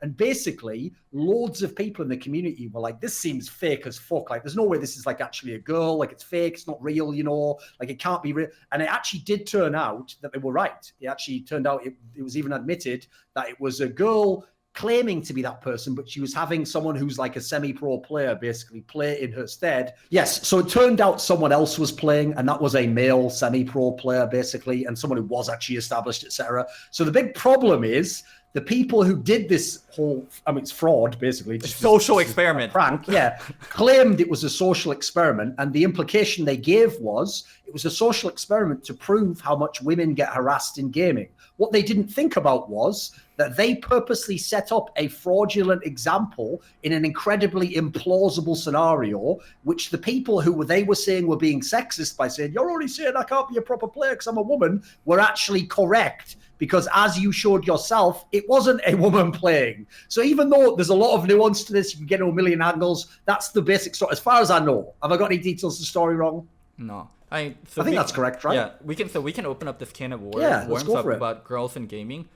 I'll say this, I think previous generations of girls in gaming really ruined it for next generations of girls in gaming, and I really wish there would be a girl in gaming that comes up that's really fucking good, that carries herself well, and that destroys and can be a top tier player. And I'll talk about how girls in gaming ruined it for other girls in gaming. Go on then, establish your point. So there's so many girls that are involved in gaming that dated pro players when they were younger, and when they were in positions where they're working in the teams. Barry's getting so nervous right now. Keep going, Loco. They were working in the teams, and they set a bad example that girls in gaming are just there to date pro players, because some of the girls actually did that, and they set and girls after them followed that. And there's been cases of teams trying to put together all girl rosters for attention and for the media hype of we're all girls. And whenever there's a girl gamer that gets relatively good, teams try to pick them up and like try to put them on a pedestal for being a girl gamer. And I think representation is so fucking important. And one of the reasons why I really wanted to be a pro gamer was, oh shit, Barry dropped out. He's out. As soon as he heard you say representation is important, he's like, I'm getting my Korean ass out of this call. No. Sorry. My camera was frozen on. Okay. So I think representation is so fucking important. Like one of the reasons I wanted to become a pro gamer was I watched growing up like StarCraft players, and then like ever since I was in 3rd grade, I wanted to be like, I want to like be on that stage. I want to play games for a living. Like that's who I want to be. And like we see it nowadays with like Black Panther and all these like culturally diverse movies. It's like he's trying to trigger me, Barry. Just keep going, Loco. Keep going. I get your point.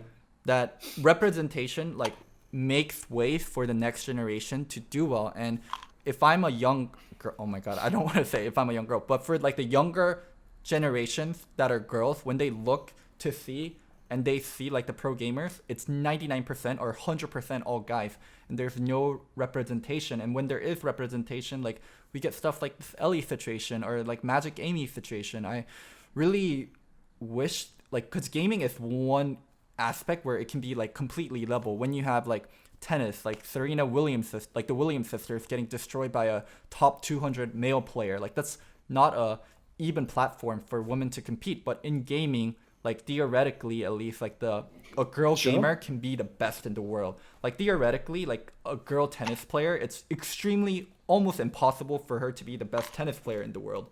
So yeah, I think gaming is a great platform where girls can compete equally with guys, and it's so biased towards guys right now where it's just all guys on stage. And yeah, representation kind of sucks. And I've got a few questions on this one. Okay. So since it's such a careful topic, we'll try generally not to meme on this one. So I'll ask you this, Loco. When you said that comment, like representation is really important, right? The problem is, who are the people who would be the representatives? Pro players, right? And what makes someone a pro player? They have to be damn good at the game.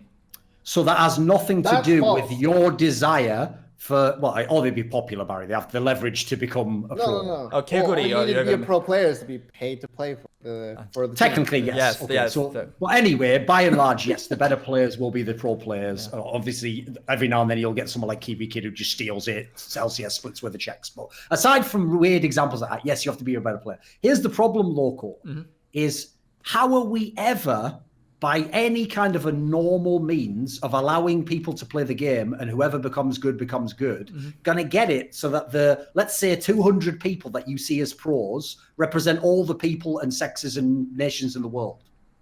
Well, I don't... Impossible, right? No, it shouldn't be that way. But okay, so it should be this way. If there's like one girl out of 100, like if 100 people are playing video games and only one of them are girl, it's going to be very unlikely that girls are going to be pro players. But more and more so, more girls are playing video games and spending more time into it. And it's kind of a chicken and the egg situation. If you get like a really good female pro on stage of LCS and she's like fucking killer at the game, that's going to inspire more girls that are younger to play video games and to try to become pros. And you have a bigger player base of girls, and then more girls are going to be good and more girls are going to be playing, so there's going to be more girl pro players, and it's going to even out a little bit. It is like a chicken or the egg situation. Like, we need a player base of girls that are good. We need one girl that's good to make player bases of future generation of girl gamers. It's a chicken and the egg situation. But yeah, I do think there is... I don't think it's a problem that there aren't girls, but I do think it's... Considering how many females are in esports, how many females play video games. What percentage of Faker being the best player ever is that he was born in South Korea? And what percentage is like how much he worked hard at it, you know, his skills as a player, his mind for the game, his experience? What percentage do you think being Korean is? A huge part. Like, if he had... Just take a guess. At what percent would you say? That's such a hard number to put on. I would say maybe like 30%, 20%. I think Faker is like a product of his like kind of family, how he was brought up, and like him naturally how he is as a person, because in some respects, like he's a very extremely focused person, and you can say I mean, like he can be very extremely focused in bad ways too, right? Like he's very laser focused on the thing. But the thing is, like, I think it's also a product of his like upbringing, because he was raised by a single parent. He was raised by his like grandparents. And like I remember I talked with Faker's dad when I was helping the ESPN article on him. Faker's dad essentially said, I think Faker should stay with SKT because they're the team that brought him, made him who he is, so he should show loyalty and stay with them. So like if you're brought up in an environment like that, then it has like kind of like that diligence, like that kind of like discipline that's like kind of instilled into him from his family. I think it's like a mixture of all those things. So here's the problem though, right? Is Faker isn't the best because someone reached a magic number of how many Koreans you need to get a Faker, right? Yeah. You could have had the same number of Koreans playing, have no Faker, right? You could have all the other good players, Prey, Mad Life, Matter, but we could have just not had Faker, right? Like, if you can understand that premise, then you can understand the premise that individuals have a massive amount to do with the direction of their own success within a competitive field, right? So the problem here is there isn't a door open. There isn't like it's Faker being good in League of Legends in an environment where there are like Faker-like players. Do you know that there are players? You might know the name of one of them. His name was Jackie Robinson, and these players literally were not allowed to play in their sport because of the race of that they come from, right? They were literally, like, you can prove that these people were discriminated against systemically. And you know how they now play and make up many of the athletes in America? They kept trying. They kept pushing on that door. Some of them were really fucking good and showed that they could be really good, which then broke boundaries of racism because people saw them as individuals, not as collective groups that they had stereotypes about. And eventually you got to that in certain American sports, it's overwhelmingly African Americans now playing. But there wasn't one person that broke the door open? Yes, but here's the problem, Loco. Where are all the women and why aren't they trying? Where's the Jackie Robinson? I'm not going to speak for women because I'm not a girl and like this is not a topic like I'm well knowledgeable about or even in a good like place to speak about. But Loco playing it safe. We'll make a lawyer out of you yet. But I do think it's going to start with one person like busting the door open for a lot of like other people to do it. It's a lot easier to be done when one person accomplishes it. Of course. It's just no, but my point there, right? The reason why I made that point there, it's a very shrewd one, is that people are claiming now that it is soft discrimination that keeps people out. Like, yeah, there's no rule anywhere that you can't be a pro player and be female, but they're implying that like teams won't let you try out and players will be discouraging you. If you want to try discouragement, try someone telling you to your face you're an N-word and that you're a piece of shit and you should never be allowed to play baseball. What, that wouldn't put you off? Of course it would. But the point is, when enough people try, and enough people are actually good enough, they're going to go through that to break down the barriers, right? There isn't even a hard barrier, and no one's trying to push it down. That's why I get suspicious about the premise of this Loco, because the premise is this.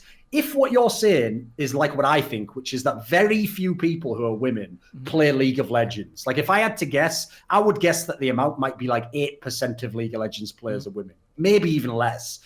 Of the 8%, bearing in mind, we're not saying they're 8% and they're in the top end of the skill distribution. They could just all be bad. They have their own skill distribution. Yeah, that's not outrageous. They could all be generally bad. Or there could be a couple who are good who just don't want to play with men and they choose to play with women and stay at a low level. All these things could be true. The real reason why this is a very difficult topic, Loco, is most people who have the debate don't start from a reasonable premise. So, for example, you might have seen an article that I made a comment on today, was an article that used this very famous narrative that there must be sexism in gaming because 48% of gamers are women and yet we're all the female pros. Remember we talked about statistics without context? Like, do 48% of them play PC games or are they mobile gamers? Like, sure, that's my point, Loco. I can believe 48% of gamers are women, but like, are those women playing PC games? Are they playing competitive games? Or are they playing Candy Crush on their phones? That's such a biased statistic. Like, that statistic is but the reason I bring it up, though, Loco, is that's why this discussion never actually happens the way we're having it now, like trying to think it through and stuff. People just go either, it's obvious sexism because 48% of women do, or people go the other way and go, women are just complaining. They're treated identically to everyone else. A few people got called a bitch, and there's nothing. It's like both angles are so extreme that they can't be true, can they? Like, obviously, I'm sure we all know women who have been treated like shit because they were women. Now, some of them might be extreme examples, some might be everyday examples. Some of them might have been treated lovely because they were women. You never hear about that side, I notice. There's plenty of fucking streamers getting donations off the top all day long who aren't even vaguely competent pro players. There are upsides to being a woman as well. My point is, it's a super nuanced conversation. Like, it's not as simple as like, if you put 10,000 women into League, you will get a team of really good players. Not really. Like, I don't think everything you said was wrong. In isolation, it all had like a grain of like logic, and I'd agree with some of it. But it's so like anytime you get a super complicated thing like an ecosystem of 100 million people making their own personal decisions and having their own life tree, you can't just take that massive 100 million and go, see these massive broad strokes. It's clear that the Koreans are obviously being favored in the game, and the North Americans, there's obviously got to be some sort of bias against them that you can't fucking win that world, can they? And the Chinese, you know, like, you can't draw these mad broad strokes. It's so difficult. I kind of get where like Loco's coming from in terms of like having more people like means that like you have I think it's not like, I think you're framing it wrong because I think you're saying what Loco is saying is like, because if you have like 1,000 people, then you will get one person. It's not like that. It's like, no, my point is this. I'll give you the best example, Barry. It's like climate change. So clearly there is some sort of change in the climate, regardless of whether you think it's man-made or not, right? So the question is, first of all, is it actually man-made? Like, is someone doing this on purpose? Is it just happening naturally? That's a very important question to ask about this. No one asks it. They all know, yes or no. The other question then is there a solution to climate change? Because, by the way, there could be a problem. There could be absolute climate change. But if we don't know the solution, I'm not on board with giving you $2 billion to go and do a solution that doesn't work, Barry. In that scenario, I'm not against climate change if I say so. But someone would bill it that way, wouldn't they? So this is why it's such a topic. Because what I'm saying to Loco is this. Okay, yes, it would be wonderful if some little kid in Africa now was like, oh, I could be a League of Legends pro because this guy who went to North America through making it some obscure wild card system was African and he's amazing. The problem with that is there's no, like, you know the old meme, Loco, where it's like step 1, do this, step 2, step 3, question mark, question mark, question mark. Yeah. You're at the question mark bit, mate. Like, your end goal might be a lovely dream of all these women who are top pros, but no one has any clue how to get them to be top pros. I'm just saying, no one knows that, you know. And also the really difficult part to speak about this is like, we're dudes talking about a woman like doing something, or woman's ability, like woman's how dare us, or women like able to do something. And there's definitely some things we're gonna understand. There's some things like we're not gonna understand. But it's so easy to make the argument. You're a guy, you would never understand. Like, you would never understand. That's called sexism, actually. Yeah, like you're being sexist about this, where you do want to like logically like have a discussion about this, but yeah, as you said, it's so divided on like you're like a sexist or like there's a huge problem in gaming. Those are people. The whole point is those are people who don't want to have the discussion. They've already made their mind up. They don't need a discussion. They know that they're right and everyone else is wrong. It's an eggshell topic. Like, I do think it's a huge topic that needs to be talked about, but no one wants to like venture into like speaking about this like publicly and really like get down to it, because like I alluded to it last episode, maybe it was the one with Chowster. I think I alluded to it in the one there, Loco. The reason why I hate the term should is because if you ask me straight up, should someone become a pro gamer in League of Legends? The answer is no. No, definitely not, because you're just asking me about a random person. Under no circumstances should a random person give up most of their life, all their social life, like dedicate themselves to one video game that might not even be here in 5 years, practice to the nth degree beyond maybe even mental strain and barriers of what actually would be like normal health, basically. Then even if you win, practice even more because you want to stay on top, and then never give up practicing because you don't want to drop off. And like, who the fuck would recommend that as a lifestyle? That's a very extreme lifestyle. Mm-hmm. So why would I ever tell anyone to do that? So I'm surprised anyone wants to do that. So for me, the only people who should be pro gamers is the sort of person who it's actually fun to do that, or they're driven to do it. Something makes them want to do it. So I'm personally not going around selling anyone esports. Like, hey, come in and play esports and be a pro player. It's really good. No, there's loads of negatives. Only do it if you're really, really into it. And so my problem with this whole topic is, again, statistically, it's a non-starter. Mm. Like, I'll give you a great example. You've probably heard before, Loco, that like, you know, STEM fields, so science, technology, engineering, mathematics are like, you know, I don't know, 90% male dominated, like many people. What they don't tell you, Loco, is that, you know, like nursing is like 90% female dominated. Mm. Now, you would never stop and think, wait a minute, are they trying to keep us men out of nursing? No, because there's no evidence to suggest as much, right? So until someone shows you evidence that people are keeping women out of gaming, by the way, this Ellie thing could have been that if it had been legit. Unless they can show you that, there's no reason to accept that premise. Like, why would the premise be that because there aren't lots of top female players, it must be sexism? You have to establish that premise to make it a real thing. One of you guys can have the final word, but I'll give my final 2 cents into it. My thing about this is, I think there's definitely like men that fucked up that prevent and make it hard for women to get into gaming, but I also do think there's definitely women that fucked up that make it hard for women to get into gaming and become pro players. And I would just like to see in the future there be more girls in professional gaming and actually pro player positions, because gaming has become more and more open and more multicultural and sexual. It used to be like gaming is for old. No, it used to be gaming is for old white dudes in their like 20s and 30s that are super nerdy, but gaming is becoming more and more mainstream. Like gaming looks much more diverse than it used to be, and yeah, I hope like pro players and like on stage can represent that too in a non-artificial way. I just hope the best players win, regardless of where they're from. Okay. Your question. Okay.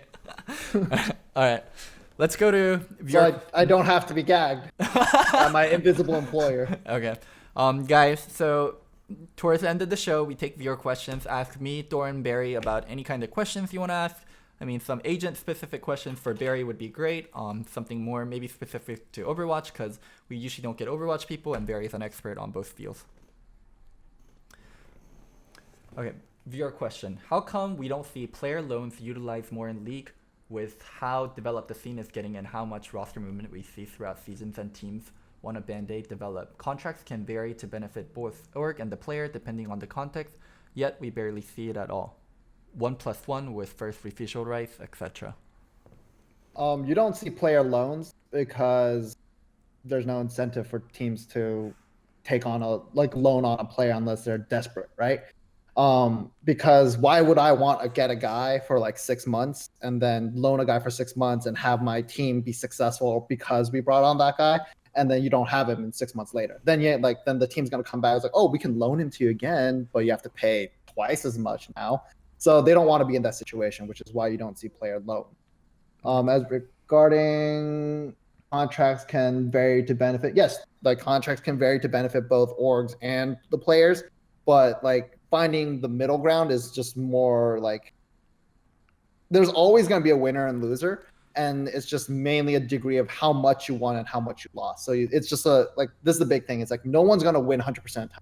It's a matter of where did you compromise? Are both sides happy? Because once you have a contract where both sides are happy, then the team is going to do as much as they can to help the player be successful, and the player will do as much as they can to help the team be successful. So you want to find a middle ground where everybody is happy, or at least satisfied. Like happy might not be the right word. So this one's for Doran. Do you know of any female players, semi-pros, that have gotten trials for teams in any games? You're muted, by the way, Doran. I'm not sure why. Oh, fair enough. Maybe I just muted myself, whatever. I know that, for example, obviously in Overwatch, we already know that it's happened. I already knew that that was the case anyway. In CS, many, many years ago, there were some women who actually did play at like a low pro level with mixed gender teams, you know. The big problem is this, and this ties into what I was talking about before, is if it was so widespread, because remember, the problem with the angle on sexism and why there's not enough women is the notion that it's not just like there's one dude and he's just a bad dude and he's sexist and he doesn't let women in his team. No, the notion is that either explicitly teams are saying internally, we will not allow women to join our team, or on a soft level, the players are like, okay, I wouldn't say that publicly, but you'll never see me with a woman on my team. Like either it's a soft or a hard version of sexism, but explicitly it's systemic in the whole industry. Because otherwise, you know, the one team, TSM, let's say, doesn't sign a woman, but then Cloud9 gets an advantage because they get the really good woman. No, the notion here is everyone's sexist. It's the whole industry, right? Well, the problem with that logic is we should have thousands of cases that would build up that this has really happened. Anecdotal evidence, but then like real things that you can track down. And as a journalist, when this discussion happened at the beginning of the Overwatch League, because when the Overwatch League launched, they didn't have a female player at the time. That Korean girl Gaguri wasn't on the Shanghai Dragons. They were an all Chinese team at the time. I think they maybe had like one Korean player. And I think they might not have had any Korean they didn't. They had zero Korean players. I think they got her and a couple of others at the same time. So at the time, all the articles that were all the hit pieces, their angle was like, why are there no women in the Overwatch League? And then eventually Gaguri got signed, right? And then it just became, why is there only one? So as you can see, you're never pure enough for these fucking guys. But anyway, the point I'm getting to is this. When that happened, there were some women who came forwards and said what you're asking, Biscuit. They said, well, how do you know that there's not like loads of women who try out for the team and they can't get on, or they won't even get a tryout because the men are like, fuck you, you can't be good enough. Someone's probably boosting your account. So what I did was there was one woman who said, yeah, that happened to a friend of mine. She, you know, was getting trying to get tried.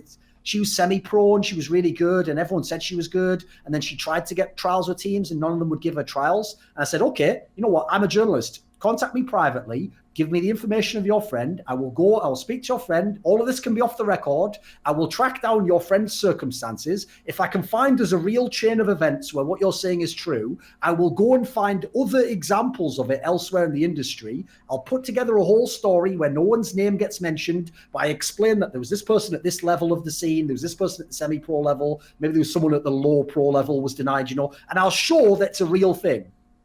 That person instantly stopped tweeting at me when she said that she had the story and I asked her to do that.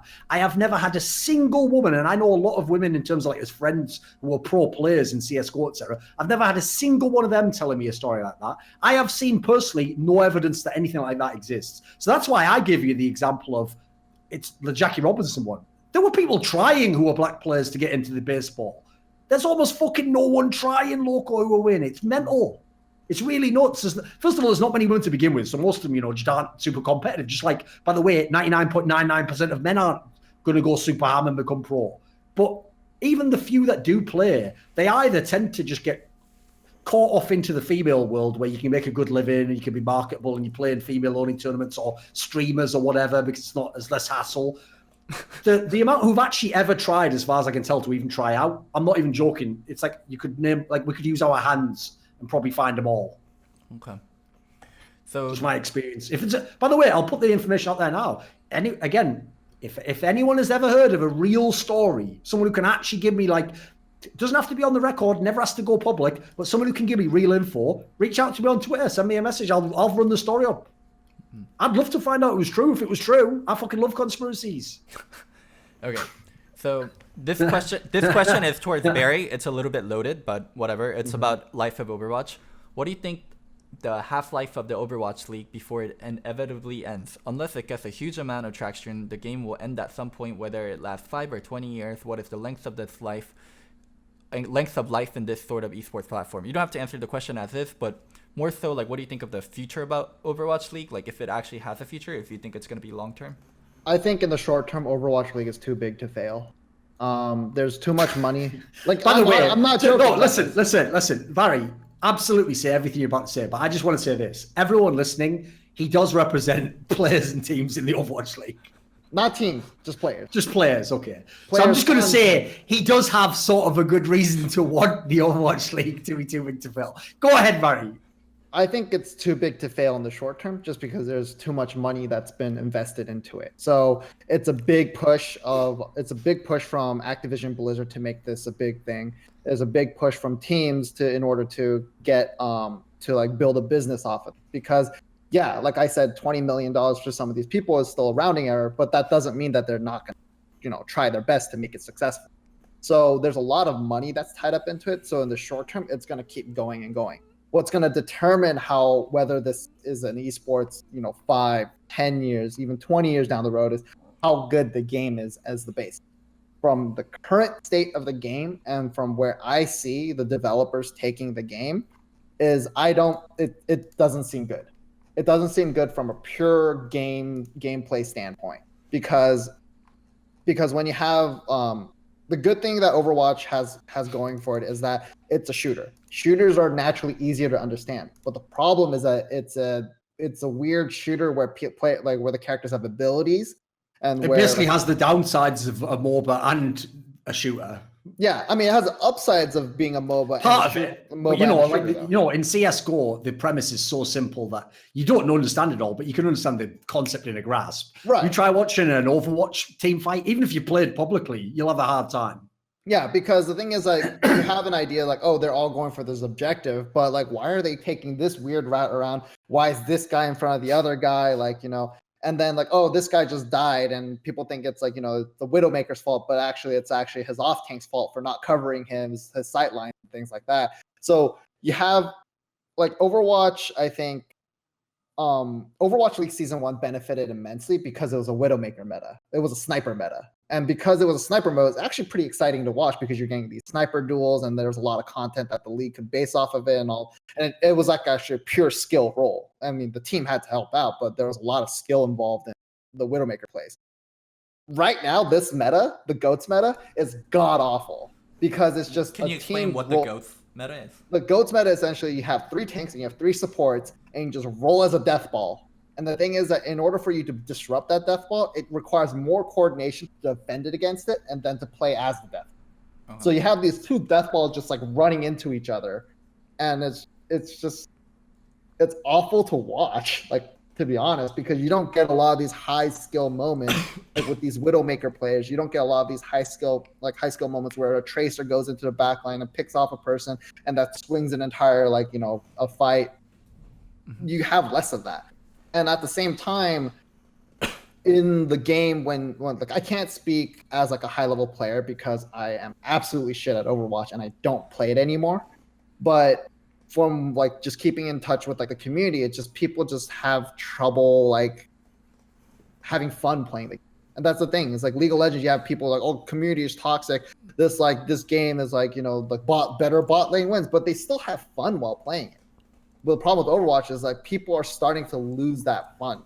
And because the game is suffering in that way, I have like in the current state and the direction that the dev team is like going in, which they haven't said anything, so I don't know which direction they're going in. So I'm just gonna assume they're just staying the course.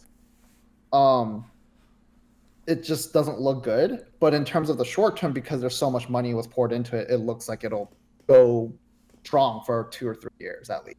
Okay. So someone's asking, could you explain to me how people make money in esports? Because all I hear is the cost of business has to make a team, players, coaches, etc. And there's no way sponsors can pay that much. So esports, I mean, generally, how you make revenue is sponsorships and media attention. Doran, you're muted again, by the way. Well, let me just say this, because obviously Barry should mainly address this, but I will just say this. The way you make money in esports is the same reason a company that is a non-profit company can have people who work for it who make a living. Like, you still take your salary, the company loses money, but like Jack Etienne doesn't fucking lose the money. Like, his Cloud9 loses the money. Jack Etienne pays himself fucking amazing salary every year. You better believe it. So everyone's making money. Point is the companies aren't, and that's the problem. The issue I'm going to take this to traditional sports, because if you look at a sports franchise in the NFL or the NBA, the bulk of their income comes from revenue share. And where does that revenue share come from? From the league? It's from broadcasting deals, media deals, sponsorship deals, and a lot of that.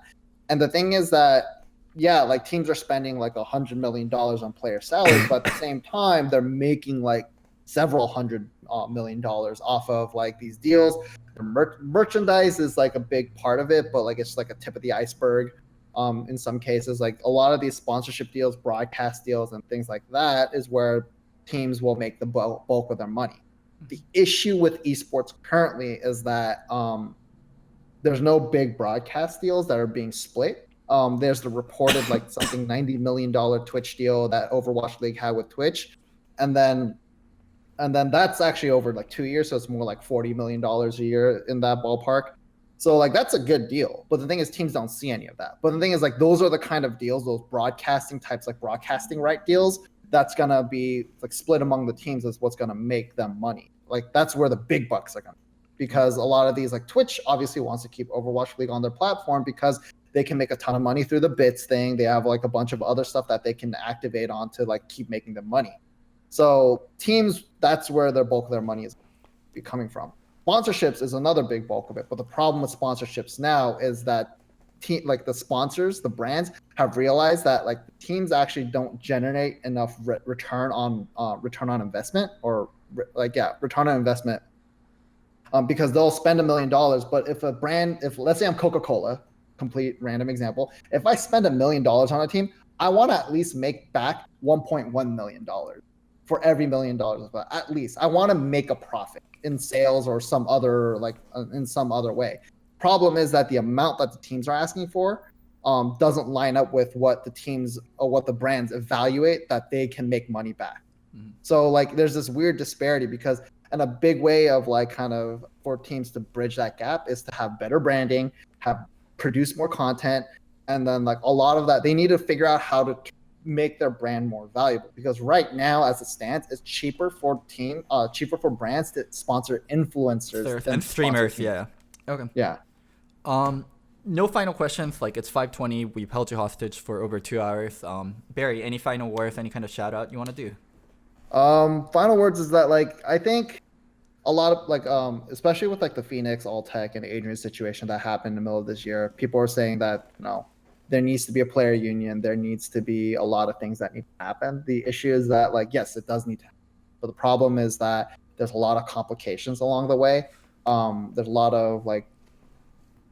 of logistical problems that come up in order to set up those kinds of proper representation, and the motivation isn't quite there. It's there, but it's not quite there to build that critical.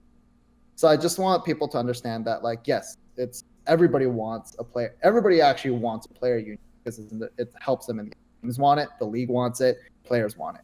The issue is just that, like, the logistics of it are very, very difficult. Okay. Dorian, any final words you want to have? We talked about a lot of interesting and a lot of very important topics today. I don't think so. I think we covered a lot. Okay. All right, cool. Well, thank you guys for watching.